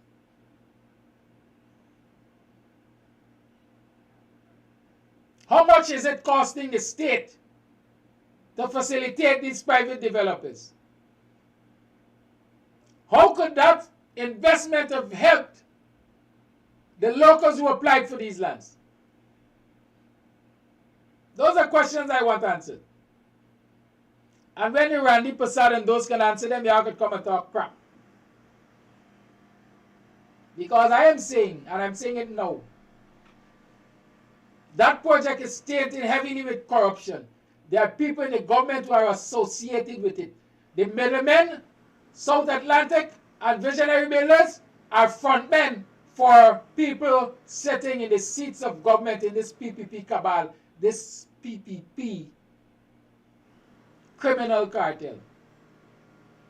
And all those of you championing it, you're championing wrongs against the Guyanese people. I saw somebody say yesterday, it's a good start for people who ain't got nothing. And a couple years from now, it's going to appreciate in value and they could sell it and move up.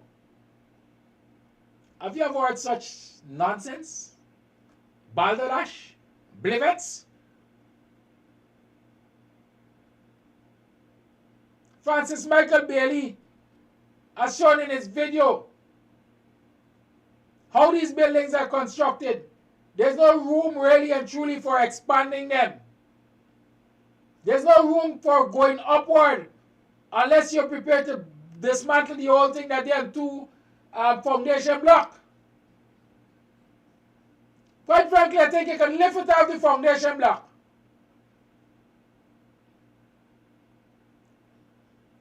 Because it's not a proper foundation it's on. You can live it off.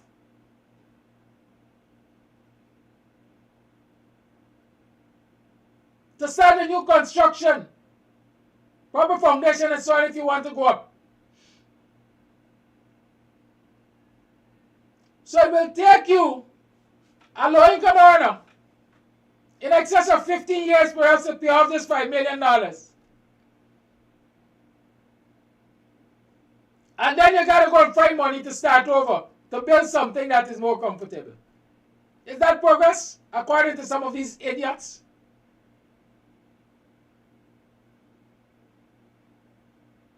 They got this impression, they got this mentality, nothing is, half a loaf is better than no bread, or at least they give you a start.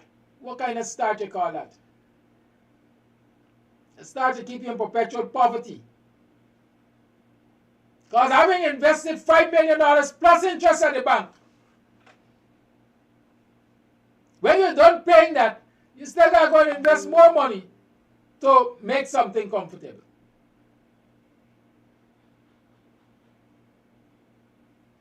The last thing I want to raise in relation to safety concerns on those properties.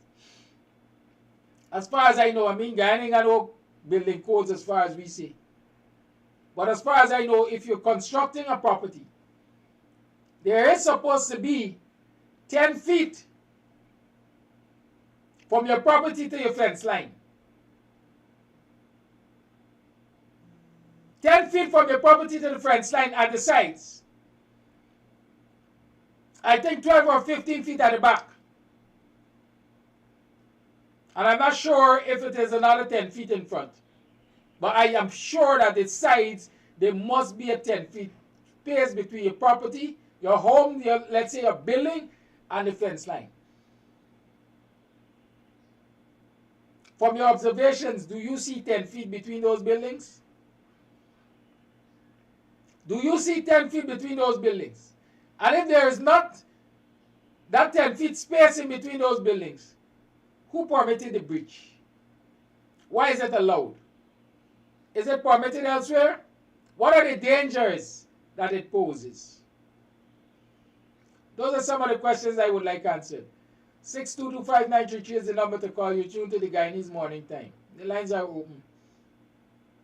Then the likes of Randy Passad and the other idiots call and justify their positions. That this is worthwhile investment for poor people.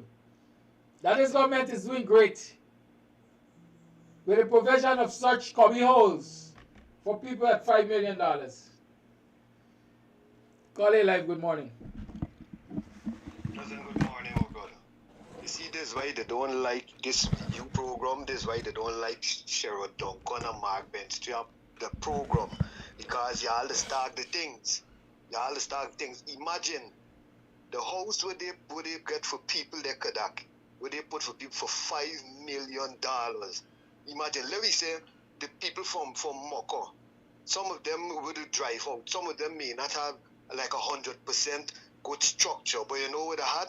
They had the avenue that they could able to elevate themselves, had the papers that set right for them and they get the titles and them kind of thing. It would have set up. One of the PPP Chihuahua, Kwame Mokai, because only he and people like Ejel and Hamilton just go on enough in Parliament because they are sing for the support. He talk that these places more better because where they live in, they can't take 2 black chicken and some other thing he say and go to the bank and get money for the what they could go and get with the kennel would have put inside of there. What they could get with though, you see them is the things that the same Randy Singh and them they don't check because you know why just as they said there's nothing else but some bloody racist because none of them let me say if it was the APNU government, which is no government that's supposed to do something like that, especially a place in Guyana. If it was the APNU government to do something like that, put houses like that up. The story want to go down good with the Indian brothers and sisters, them. It want to go down good with them. But you see, it's their own race, is the Indian leadership in the government put it there. So it's good for them. Because you know, you check and see how much if anybody go in there. How much Indians would go in something like that? How much gonna go in there? Look at the place, look at the surrounding. No, look at this Kadaki. If you got to do some renovation, now you got to get touch and gauge for cut the zinc. We're gonna eventually flake the concrete and broke it off and throw it down. And now all you do you got fix whereby if it was something else, with the right materials them, you just do your little cutting out and you're gone up. You know, you ain't got no space to the top. Because look how much you got to take off. You ain't got no space to the sides. $5 million. No, you think these people are not heartless? These people are not heartless, but you know why these people got to go answer? You know that as black people, we are no racist. We just attack the racist them. You understand? They just go answer because they know when they call on the police force, go inoculated with black people, they're ready for come brute force or brutalize. They know when they're ready for attack, the Chihuahua them, big, strong, lazy-minded, one Ejel, and them gonna attack big, and them thing and they go shore them up. But you see, when you see black people stand up, it just give the conscious-minded Indians them the powerful stand. It give the Amerindians, them who are always cool in the corner, the power to stand and speak out. But you see when they get jackass like people like Kwame Mackay them and them the talking and them kind of thing, and clowns, soup drinkers like Clifton Hickens and them, this will give the PPP power, my brother. This will give them the power to go and all of them lawlessness them. But I want to remind Guyanese people of all race, conscious-headed ones, that we don't forget the Sugate story with Barrett Jack Dio, the biggest thief in this country. That we don't forget though, because Barrett Jack Dio is supposed to be in jail or step down, or supposed to be in jail by now, or step down. But you know, I can't go on and them thing other people got forget it. Other people got forget time. Have a blessed day, my brother, and continue doing the good work. Blessed Thank you, Lord. caller. Call it live, good morning. Good morning, Mr. Amsterdam. Good morning, all of you. I'd like to continue on my comment yesterday. I made a comment yesterday about the structure and those white rape sheeting that they're using. I don't know what's engaged of those sheeting and how the sheeting is adhered to the wooden structure. I'm searching for some more information on those structure. Are they is it an open web structure, where our open frame structure, as we will call it, where you will see a 2x4 on the inside, and the metal is on the outside. Are those wide rib sheeting? Are they galvanized? And what kind of coating are they putting to protect them from the salt air? Some people may not know, but cement has a thing called fry ash inside of it. To the sheeting and then put the cement, because those are stuff that I do all the time. What gauges is that wide rib sheeting? Is it that we don't use that design? Those wide rib sheeting are only used for two things. One is for roofing, or two is for decking, which where we use a 6 or 8 gauge or decking, where it can be welded. A 12 gauge cannot be welded. That would be screwed. So I'm trying to figure out all these things here before I pronounce more on it. But so far, I think those buildings are very dangerous. We need to protest against that because they wouldn't last. Just like the previous caller was saying, how do you expand on those buildings? What system would you use to expand? I think the floor plan of itself was not even properly thought out. Because I was looking at that one floor plan that was being shown where the bathroom is all the way to the back. Why not use an open floor plan with a Jack and Jill style bathroom? The bathroom would be in the center of the two rooms. You create more space. You already have a small space, so you have to know how to lay it out properly. These are things that need to be thought out. So I'm trying to interrogate those stuff to know what's going on. That's my comment so far for now. I will come back as I get more information. I'll come back and comment. Thank you, sir. Thank you, caller. Lines remain on 6225933 is the number to call. You tune to the Buxton, the Guyanese morning time, hosted by the Buxtonian voice note. Yeah, Kadaki, good morning. Since yesterday we hardly hearing your program. Could you please check your volume and give us some more volume? Thank you very much. I can only give what I have. If I'm not full, I can't overflow. Sorry about that. I don't know. I don't know. Maybe in the course of this week I'll try to do something that will help to boost my voice. Because you notice these days I can't shout. Since I had that last bout of flu or something, I don't get a shouting energy. Otherwise it aggravates my throat. Mr. Kadaki, good morning. Something is definitely wrong with the volume indeed. My TV, I turn it way up to 60 and it's still soft. Then put it at 100. Sorry, I'm not making light of your challenges, but just understand that I would have the same challenges too. Right? That's all I'm trying to say. I have the same challenges too. Not much I can really do. Call you live. Good morning. Good morning, Mr. Kadaki. Thank you so much. I wanted to comment yesterday on the houses or the prefab houses that we have. Now, I just want to make sure that I am seeing correct. Is it a zinc? Is the housing zinc? It's metal covered with concrete. Are you sure? The reason why I'm asking if you're sure, I have never ever seen a house in Guyana made with zinc sheet. According to what they're saying, or the description that the fellow that was using, it sounds as if it's metal, and the only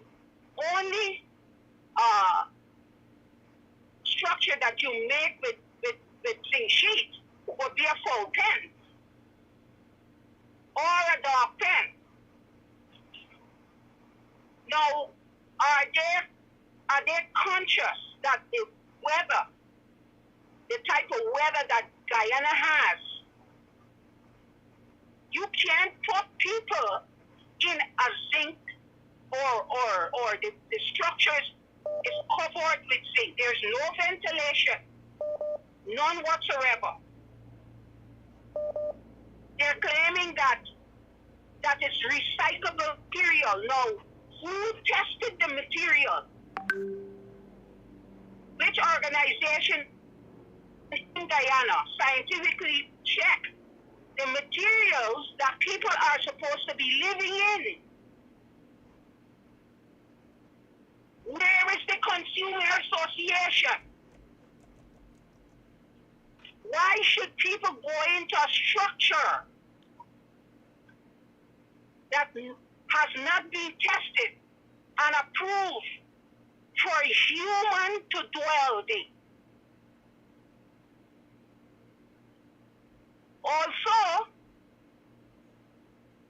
Guyanese must also be conscious that most of these materials that are coming from not Guyana, they're not mixed, they're not made in Guyana.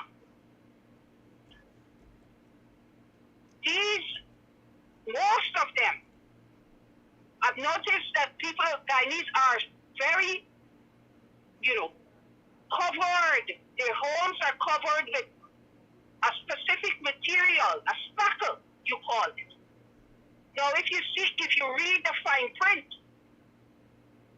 these materials are sold in Home Depot are not the same grade that are being sent to Guyana. They're not of the same grade. Most of them are cancerous.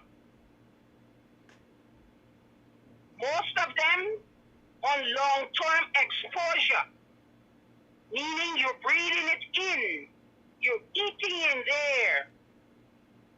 They are cancerous. And I think Guyanese should be very, very concerned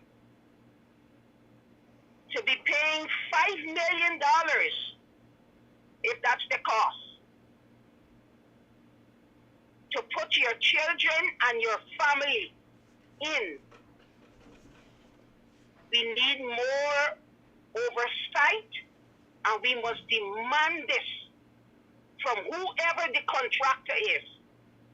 If you notice the earthquake in Egypt, where contractors are running helter-skelter because that does not look good. These materials should be tested before they can say it is safe for people to be going in there to live. Mr. Kadaki, thank you so much, and you're doing a wonderful job. Keep up the good work. Have a good day.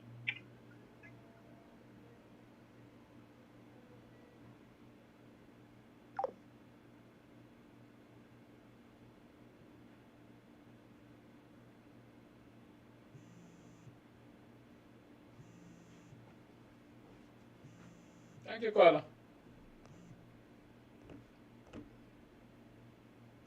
Caller Live, good morning. Hello. Good morning, Caller Live. Yes, sir. All of a sudden, you've turned an advocate 10 feet distance and 12 feet from fence and all of that. When the APNU build those duplex houses. Lines are open. 6225933 is the number to call.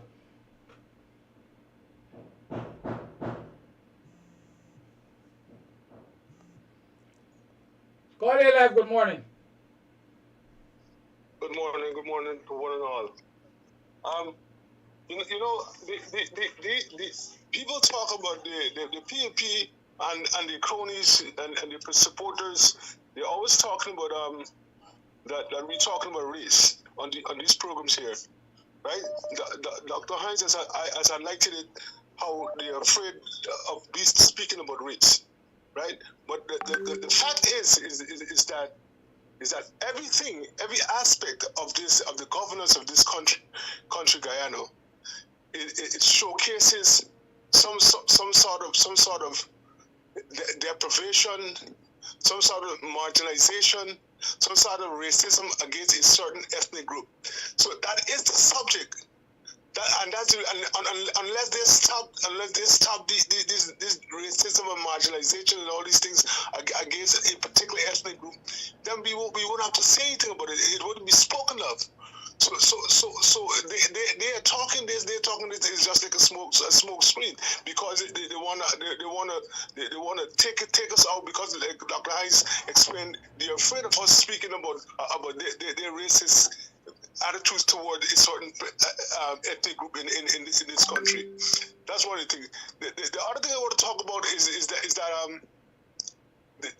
these people are so evil and they know that anything that they give.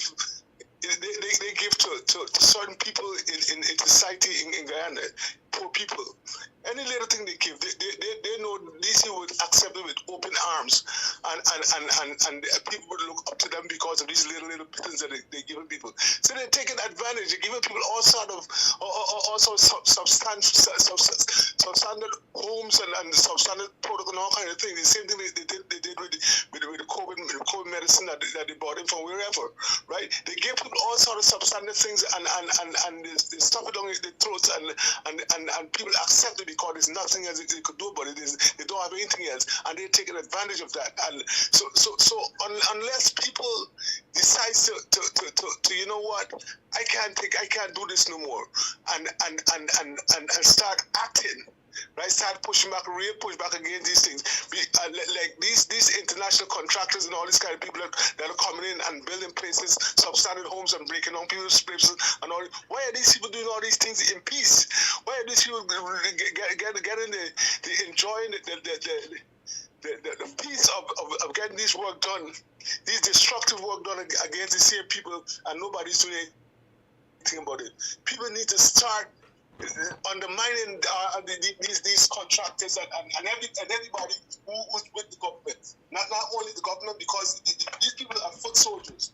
And people need to start undermining these businesses and these contractors and all this kind of people. And I think that should change. Thank you.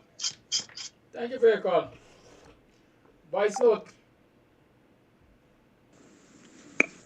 Good morning, Mr. Kadaki. You know, this morning, let me speak to some PPP enablers, whether black, white, or Indian. Let me tell them something. That madness that the PPP went ahead and said about the taking taxpayers' hard-earned money to build,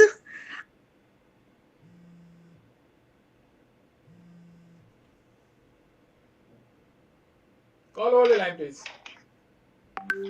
Yes, sir. Well hold. and then want people to turn around and pay 5 million or how much for that nonsense. They need to go into themselves and spend some time and come to their senses to know that this Guyana doesn't belong to them. This is not the father mother place.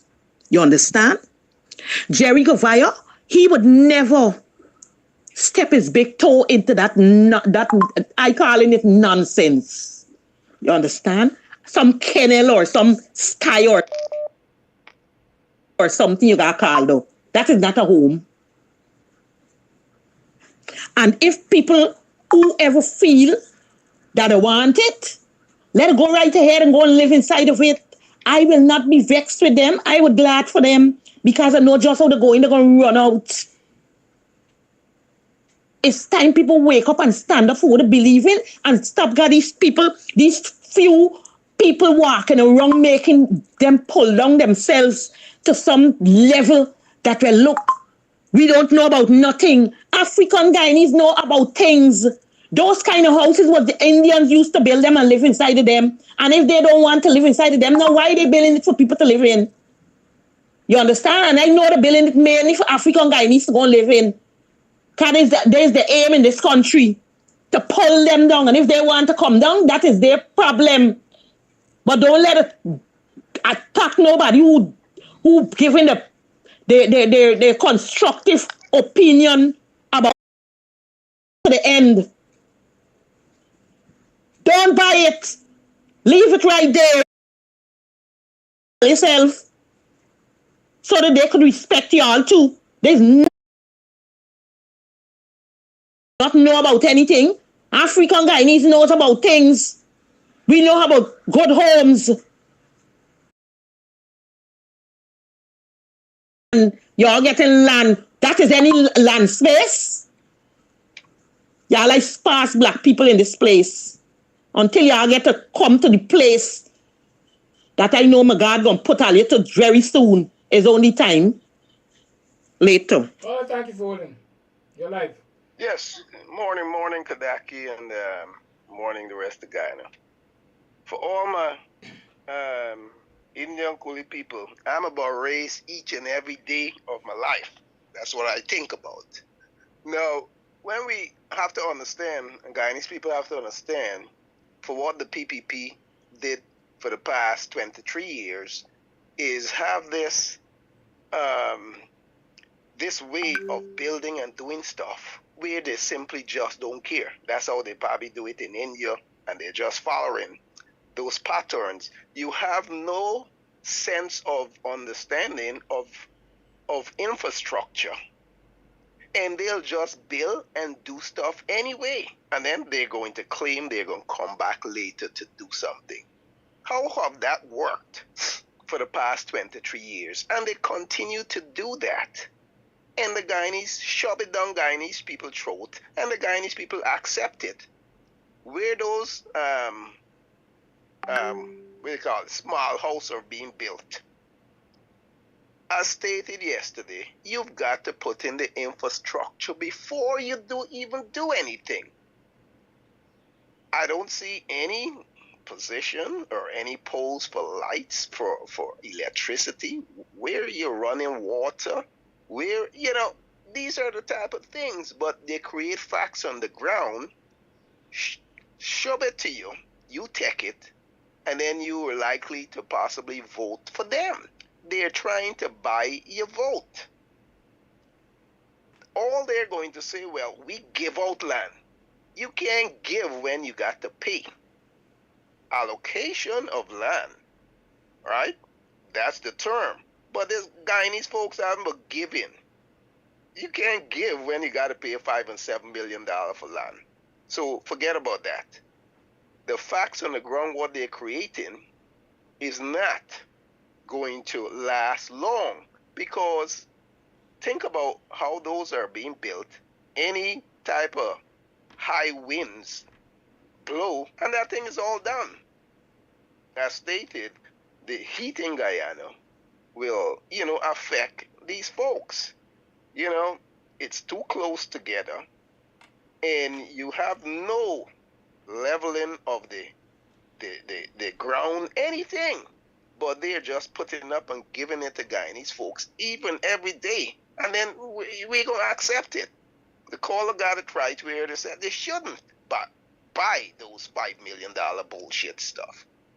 But knowing us, we going to buy it and say it's something better than nothing. Ridiculous. I mean, they continue to do stuff that is not going to bring Guyana to a first world standard. And that's what keep going on year after year. And Guyanese people are just accepting it. I mean, you gotta be some type of stupid people to be accepting it and going along. And the old saying is, well, they can only treat you bad as you want to be treated. So my thing is, hell, we are just accepting it because I guess that's all we know. Come on, African people, stand up. Because 23 years, 24, 25 years, what have the African gained in dear land of Guyana? Compare that to the Kuli people. See how they have advanced? Mohammed being the richest man, one of the richest men in Guyana. We've got to understand how these people are doing things. They're going to acquire the land, give it to the contractors, right? As you said, the middleman. And people in government are going to be paid. But we're not looking at it at that angle. They're getting the orders, right? Right there from Jack DeHo. going up all the way to Little Liberty in Little Guyana, Trinidad, Suriname. That's that rotation right there. But it seems like we're not able to understand, comprehend what's going on. The Indians will continue to get richer while they're pigeonholing you in some small cubicle. No land to grow or plant anything. So guess what? You're actually out of the economy, just paying bills. 15, 20 years you tied up in one little house to pay off. And that's what they're doing. And we've got to understand how they're doing it. And by the time you catch yourself, you've been sick and tired, you've been worn down, you've been beaten down, and you give up. But first we got to catch it to understand what they're doing. And it seems like we are just not hip to what these racists are doing. We want to be close to them. Yes, sir. We want to be close to them. But my advice, don't be near these people. Don't catch feelings for them. Because when that time comes, you don't want to have feelings. About my take. What's not? Mr. Kadaki, good morning. Something is definitely wrong with the volume indeed.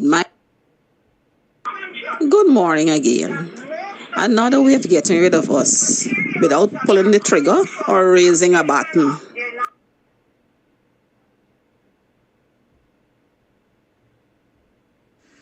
The fellow morning, the fellow were calling but duplicate house. Why you call me Wizrock and see Wizrock house? How the bill?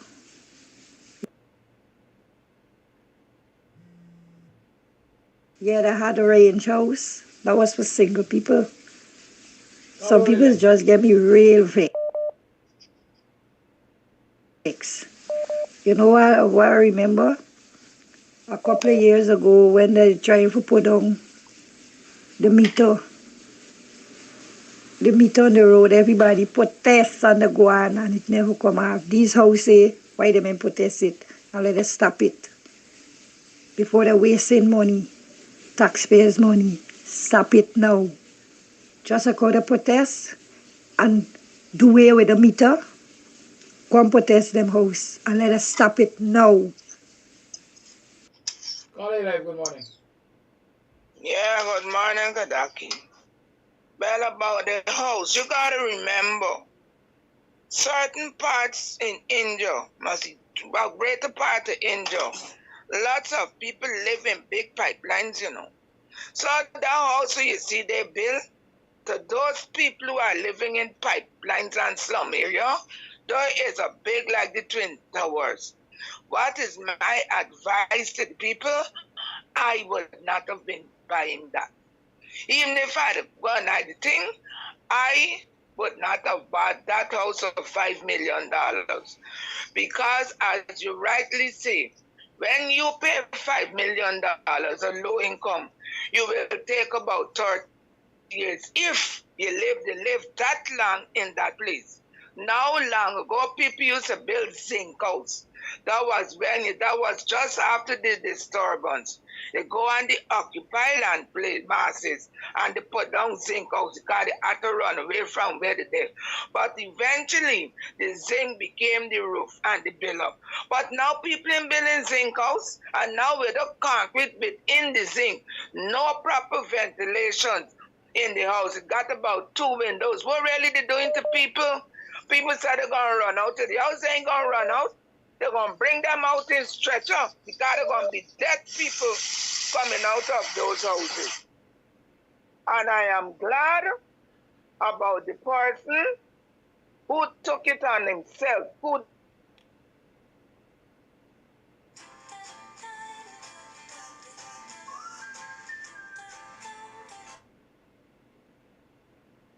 as if you Sherrod or this other man to go there, machos, they would have said that y'all are racist and y'all always picking against the Instar regime. So I'm glad it's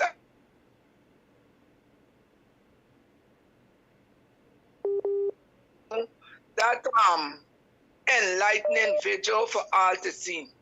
And about the man who does come, and he sounds like a black man. He is a paid house slave. So he's always attacking. And if you know about building, as soon as you watch at the building, and you're going better to do like we do, you will see the thing. Who could live in zinc? You think the body who orchestrated the building, do you think he will go there and live? He would never go there and live. Now they got to settle lands in the cooperative lands that they have. That Pelorijo got up and openly said they will be taken back. You see, those lands, those people should have gone, and the cooperation is their land, and build on it. But a lot of our people, if they get any money, sport, party, this, they ain't looking forward. I got to get a place. I was young, and I, living at my parents, my mother, they just decided to put me out. I came down at the back. I could remember one of the occupants at the back here. He and his parents came around and they threw him out. And he was a teacher, not a trained teacher. And the boy had got 5 zinc sheet and 100 paling stave. And the boy made a house. A little house with 5 paling, with 100 paling stave and 5 zinc sheet. A black boy. And he get whitewash. And he put on, we used to call it the polka dot. And the place got a big house today. Right, he's in the States now. A big house. And I'm just saying that if you make up your mind, you get a little bit of land space, you put up something. And if it's paling stave, you put it up for the while and you're going to move from there. Because if them the could take the zinc sheet, cement, and all over the house is zinc, you know. Flooring, wall, and roof is zinc.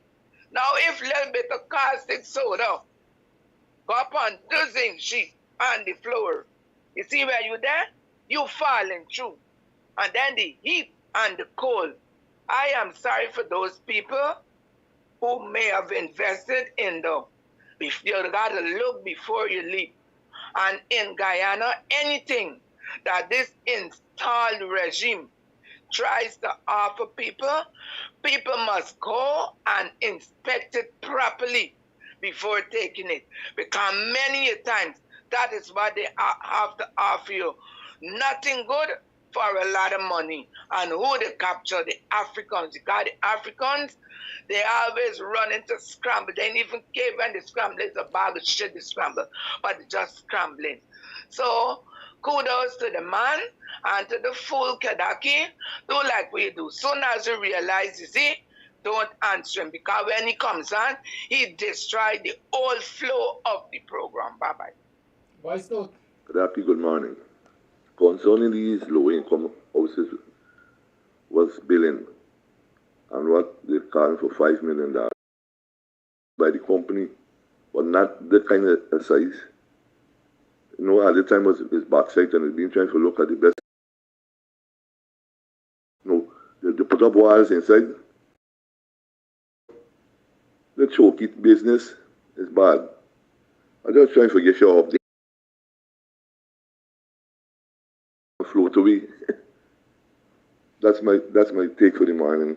And somebody sent me some images yesterday of apartheid South Africa. They said that is what they built for the blacks in apartheid South Africa. And then sure they placed them in places where they had access to no transportation and so on. So they had to walk to get to transport. Voice note. Good morning, Mr. Amsterdam. Good morning, Guyanese, both at home and the diaspora. Mr. Amsterdam, there is a little island called Montserrat. It is located between St. Kitts Nevis, Antigua and Guadeloupe. It fit between those 3 islands. In 1995 to 97, there was a volcanic eruption, and they are in the eastern part of the island. They had to evacuate people from over that side. During the evacuation, to accommodate the people who they evacuate, they built some similar houses to those, with the galvanized, with mortar plastering on the inside and outside. And those houses complete somewhere around 2000 or so. And by 2005, the structure, wherever the galvanized giant, wherever there were two galvanized giant, or all the corners, they start showing cracks in the building. All the buildings start cracking. And the government of Montserrat is actually British overseas territory. The British government, they keep patching it up, they're patching it up. After a while, they figure, well, look, it was too much to maintain these buildings, and they had to tear them down within 10 years' time. They had to tear down those buildings and build better structure. And I'm saying this to say to you, Guyanese people, be warned. Before your mortgage gone halfway, you will be spending money to repair those structures. Don't be fooled. Thank you for that voice note. Y'all here? It reminds me, remember they had some houses on the East Coast we used to call the Venezuelan scheme, IMAX housing scheme. The Venezuelans have done some prefab houses here. I think they use metal sheeting also for walls and metal framing. And before some of those houses were complete, they were in a state of disrepair. Y'all could go and find out. A lot of people who bought those houses had hell and razor to maintain them. I think most of them have been rebuilt with sturdier stuff now. Voice note. Kadaki, good morning. Concerning these. Morning, Bro Kadaki and listeners there. I agree with what this scholar just said. It's like in South Africa, they are just pushing all the black people in a big pasture. This is really a second South Africa here. The apartheid. I agree that those people, black people, must not go and buy those houses.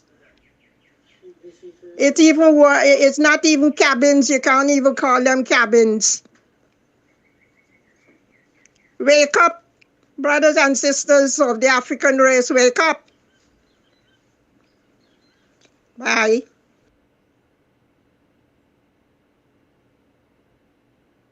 Chip is asking if the Venezuelan houses were on the West Coast. I know that they were on the East Coast, in the vicinity of Melanie on the northern side. I am not sure if they were also on the West Coast. But yes, I know the Venezuelan houses, like I said. And I saw them fall apart. It's possible that they were on the Essequibo side to West Coast and so on. But definitely I remember them from the East Coast. Remember, I'm on the East Coast, man, so I know them. Philbert is saying they have some in New Amsterdam and they call it Crackville. Good. So, the more things change, the more they remain the same under the PPP. There's a quick buck here and a quick buck there, pulling wool over the people's eyes. They're quick to say, and I'm closing with this, they like to say the coalition didn't do nothing for black people, or the coalition didn't do nothing for citizens. And the PPP is quick to say, we gave out 100,000 house lots. They gave out 100,000 plots of land. Compare the lands which are being given out by the PPP to the communities that were given out by the coalition. There's a difference. The PPP giving out lands or house lots as they call it. The coalition was developing communities. And it takes longer to develop communities than to identify a plot of land and give somebody and say it's your own. And that is the problem with us Guyanese. We were impatient. Those people who receive allocations under the coalition government can tell you of the vast difference in quality because they went into communities with infrastructure in place and so on and so forth. Patterson, I always remember Patterson saying that as Minister of Public Works, he had devised a standard for road construction in these communities. In terms of the width of the road and the depth and the everything, because Patterson is an engineer by nature, I think, by certification. And so again, if you go into coalition, communities developed by the coalition, and you look at the quality of the infrastructure there compared to those that the PPP said they've been giving out, you will see the differences. Part of my program this morning was small-mindedness and small things. The PPP has a small mind, and their supporters have small-mindedness mentality. In a country where there's more resources, financial and otherwise, to fix things, the roads are small, and no two vehicles can actually pass on a road that is built in a community by the PPP in this day and time. None. Somebody called me from Annandale the other day to complain that they built a one-lane road and they put no humps and children are at risk because the motorists are using it like they're heading good. Right? They don't consider these things. They don't consider safety. They don't consider how is this road going to be used? How popular is this road? How busy is the traffic? How frequently is it used? They don't consider these things. All they know is that if people want a road, we're going to get them a small thing while we steal a big thing, and so that they're going to be satisfied. That's not the kind of government that develops a country. And I heard callers talking about moving Guyana from third world to first world. It can't happen under the PPP. It will not happen under the PPP. I'm being straight. If you look at these people, you got communities where the roads are in such a bad state of disrepair that people are crying out every day. But instead of using resources to fix those roads, this government is spending money on developing, for example, the Lamar embankment into some kind of terrace for big friends and colleagues to go and hang out and have weddings and so on and so forth. Because I don't see any other use for it. Look at the section between Camp Street and Parade Street. They develop this nice recreational space. You go and check and see what happens there on a daily basis. Motor vehicles are parked in there. It's a glorified car park. And I bet the ordinary man or woman can't drive in there to park. And then they're developing the section now, I think, from Camp Street all the way to when it has gone past Lamar Street. I understand it's going to end up at Sheriff Street.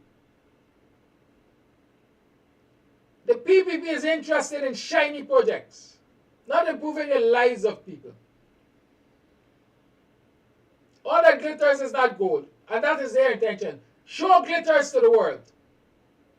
But the people are living in squalor. Because the average visitor to Guyana is not going to come into the communities and see the state of deprivation that people live in. And that is our roles. We have to continue to highlight what is happening in this country. And so, for as much as the likes of the Rani Prasads and whoever else don't like it, as the Jamaicans say, suck your mama. Because we don't care. We can continue to highlight it. Have a good day. Stay woke. You see it, take a photograph and send it. You see it, do a video and send it. Continue to undermine the government. We need the information to spread. That's what I upon.